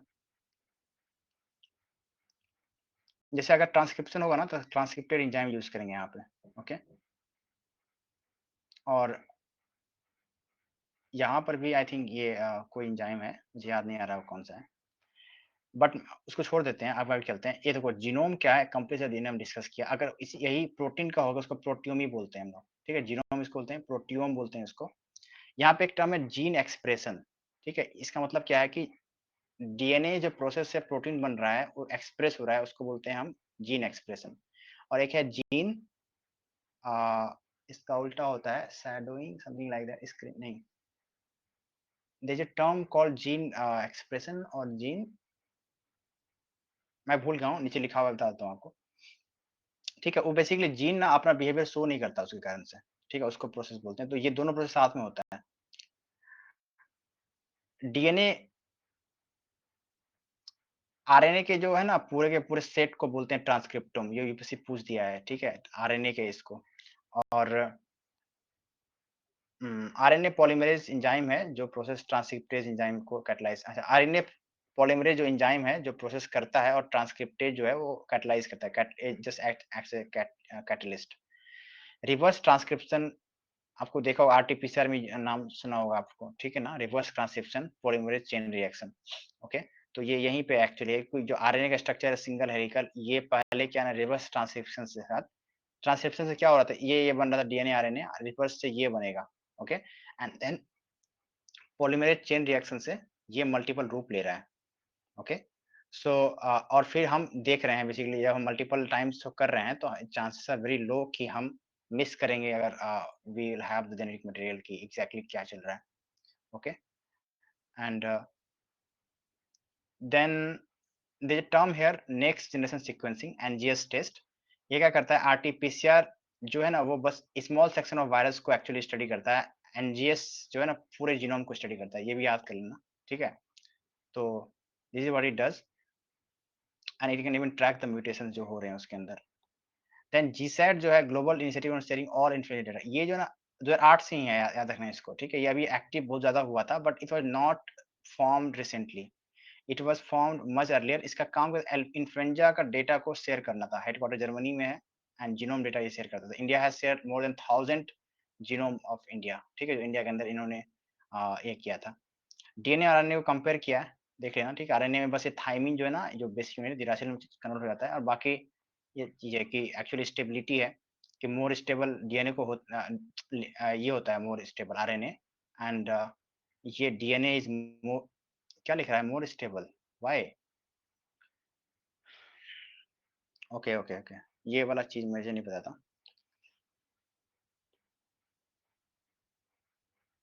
ओके। ये देख लेना एक बार। यूवी रेस से ना दिस इज मोर वल्नरेबल, ठीक है। तो आई थॉट कि इट्स आल्सो मोर, मतलब मोर वल्नरेबल तो लेस स्टेबल होना चाहिए, बट ये बोल रहा है कि रिएक्शन से इसका कनेक्शन बोल रहा है, ठीक है।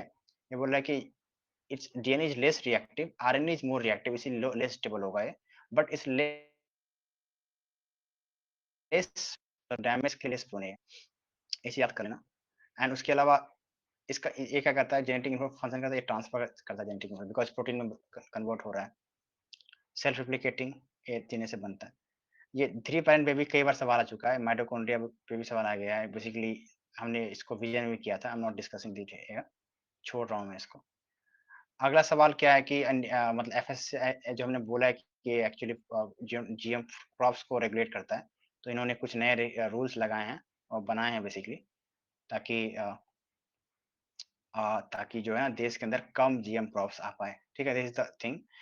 BT cotton is the only GM crop that India में अलाउ किया है। अभी हमने देखा है बीटी ब्रिंजल का फील्ड ट्रायल शुरू हुआ है, एंड अर्लियर कुछ और भी जैसे बीटी आई थिंक टोमेट क्या था, एक और था, उसको 1 साल के लिए और किया गया, फिर बंद कर दिया गया, बट नॉट इम्पोर्टेंट, अभी बस बीटी कॉटन ही चल रहा है इंडिया में, ठीक है? एक नया स्कीम हाल में स्टार्ट किया गया है कि जो मिनिस्ट्री ऑफ साइंस एंड मतलब department of science and tech और ministry of science and tech भी है, वो क्या कर रही है कि 1 सेकंड पता नहीं नीचे कोई खाना बना रहा है क्या, मसाला आ रहा है मेरे मुँह में। एनीवे मैं थोड़ा पानी पी लेता हूँ, then I will speak through more.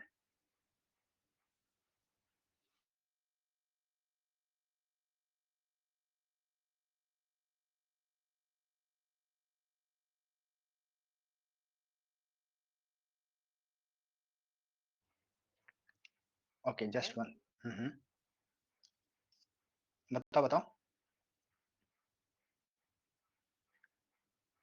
Okay, यहाँ पे क्या है, कंसेप्ट क्या है यहाँ पे कि national institute of oceanography, okay, and ये क्या कर रही है, जो इंडियन ओशियन में बहुत सारे बायोडाइवर्सिटी है, उसको सेंगर टेक्निक से, सेंगर टेक्निक क्या है कि बेसिकली क्या है कि 1 DNA fragment at a time को स्टडी करेगा और उसका सीक्वेंसिंग करके स्टोर करेगा डेटा, ठीक है? एक और दूसरा है एनजीएस मैसिवली पैरेलल, ये यूज नहीं कर रही है, सेंगर यूज कर रही है, और इसका नाम है ट्रेस बायोमी प्रोजेक्ट, ठीक है? जीन एडिटिंग का वही कंसेप्ट है यहाँ पे, how this CRISPR cas9 system work. cas9 क्या है? cas9 इज अ सीजर, ठीक है? और I think CRISPR is guide and scissor है ना, CRISPR is a guide, right? CRISPR क्या करता है, वो बताता है कि कहाँ का टारगेट करना है, कैसे ना तो काट देता है बेसिकली, ठीक है? एंड उसको हटा के and then they replaces new DNA जो है, हाउ दे डू दैट। तो क्रिस्पर cas9 के अलावा there other techniques as well, ठीक है? जैसे टैलेंस है, प्रोटीन्स बेस्ड है, and zinc finger nucleus, then RNA based जो आरएनए यूज करता है, बट ये जो है न्यूक्लियस होगा ना, जैसे जिंक फिंगर न्यूक्लियस, समझ लेना कि जस्ट लाइक क्रिस्पर cas9, आगे हमको जरूरत नहीं जानने का। ये देख लो, ये नया न्यूज में आया है, and could be ask, important है थोड़ा सा। बेसिकली क्या है, स्कार टी सेल थेरेपी, ठीक है? इसमें क्या है ना, ये बहुत इंटरेस्टिंग कंसेप्ट है। इसमें क्या किया जा रहा है, देखो पहले क्या इसे कैंसर का इलाज कर रहे हैं हम लोग, कैंसर का, ठीक है? इसे नोबल अप्रोच, बिकॉज कैंसर मेरी माँ को हुआ था, मैं हॉस्पिटल में रहा हूँ, कैंसर हॉस्पिटल में 3 महीने। I know how there is no way, like it's बहुत डिजास्टरस प्रोसेस है। तो उसका इलाज बिल्कुल आसान नहीं है अभी, इलाज संभव है लेकिन it's very like cumbersome process. तो lot of research is going on all around the world, and and मतलब कुछ कुछ चीजें बाहर आ रही है। तो ये जो तरीका है नया, वो क्या है कि जो टी सेल होता है व्हाइट ब्लड सेल में, ओके, उसको सेपरेट किया जाता है ब्लड से, ठीक है ना? बाकी ब्लड को ब्लड के अंदर डाल दिया। अब टी सेल क्या करता है, यही इम्यून रिस्पॉन्स पैदा करता है जब ये कोई फॉरेन चीज को देखता है, ओके? फॉरेन एलिमेंट आता है, टी सेल इज द जो एंटीबॉडी प्रोड्यूस करता है, ओके? इसको निकाला ब्लड से, इसी इंसान के पर्सनल टी सेल को जो इसके बॉडी में है, निकाल के उसको लेके लैब में हम, ठीक है?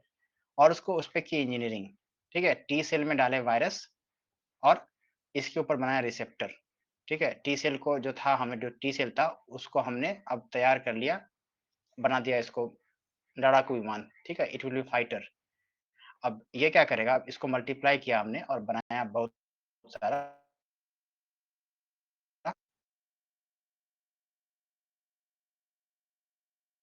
टी सेल, ठीक है?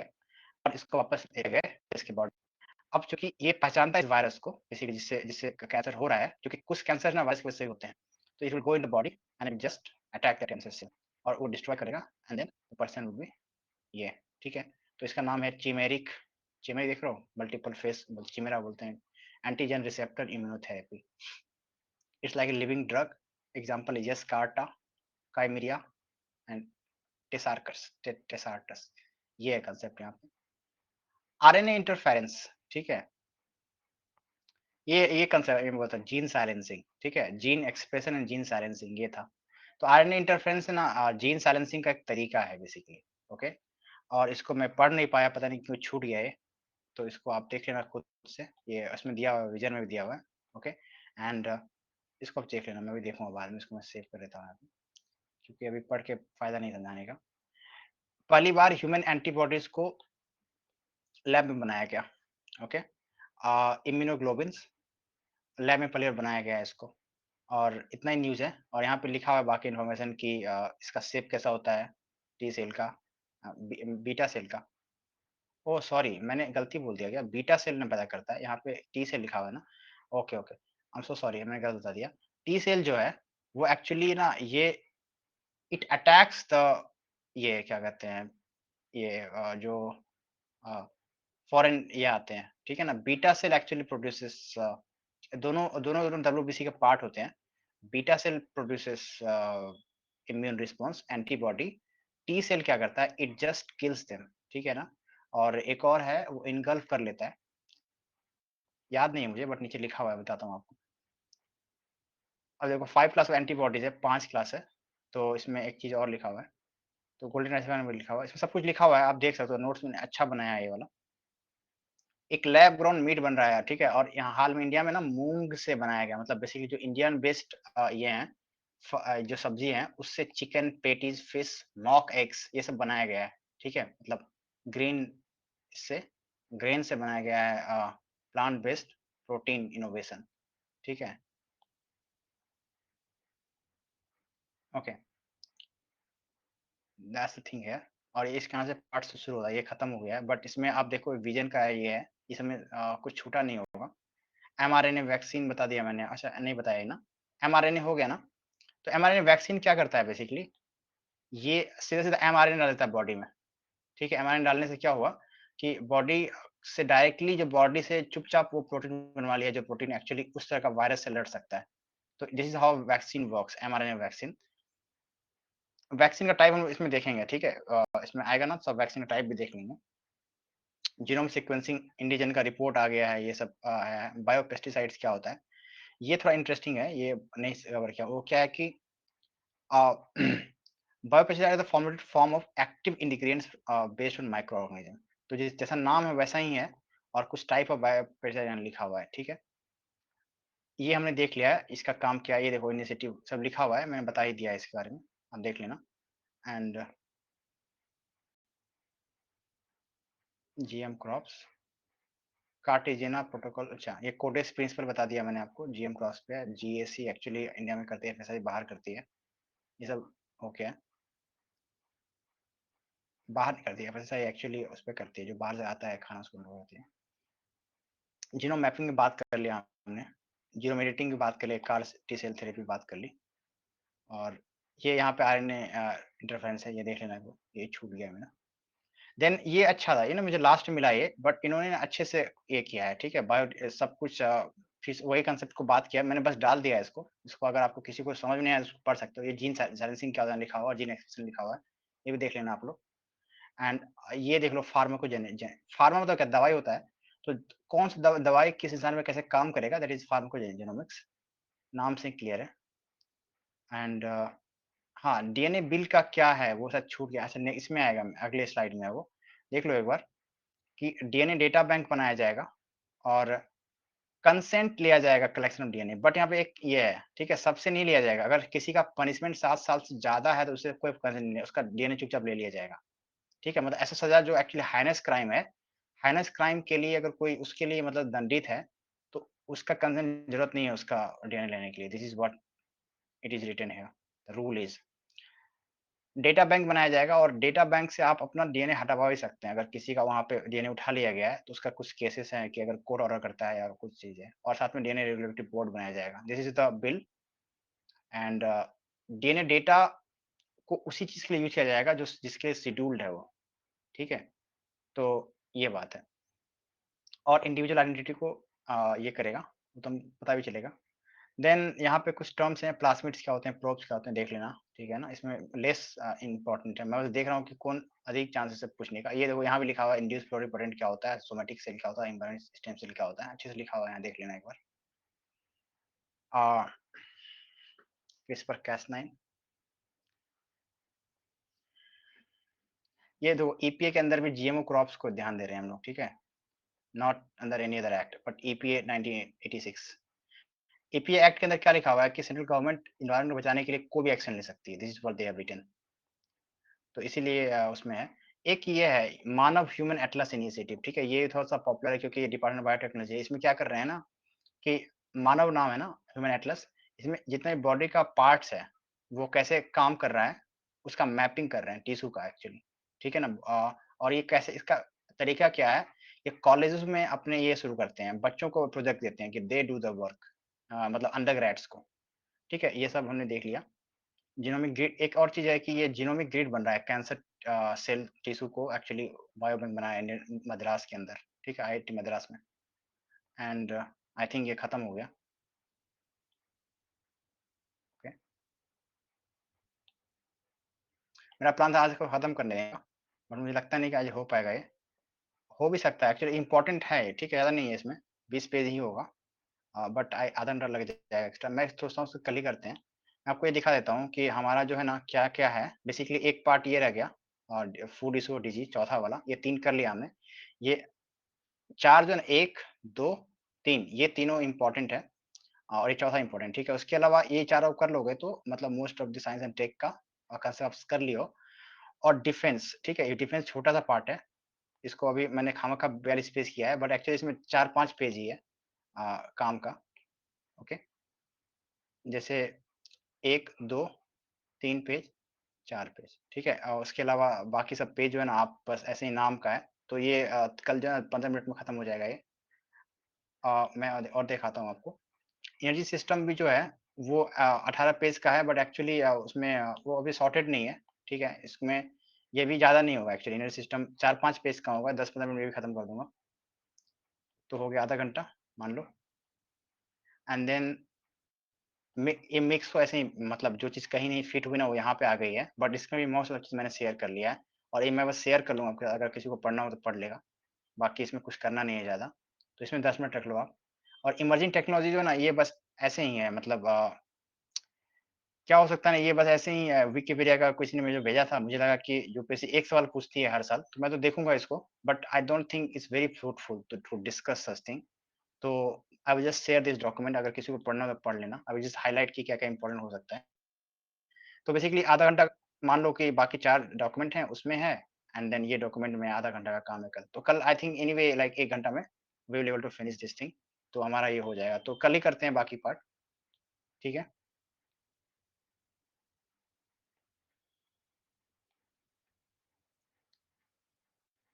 Panda wants to speak. Hello Panda.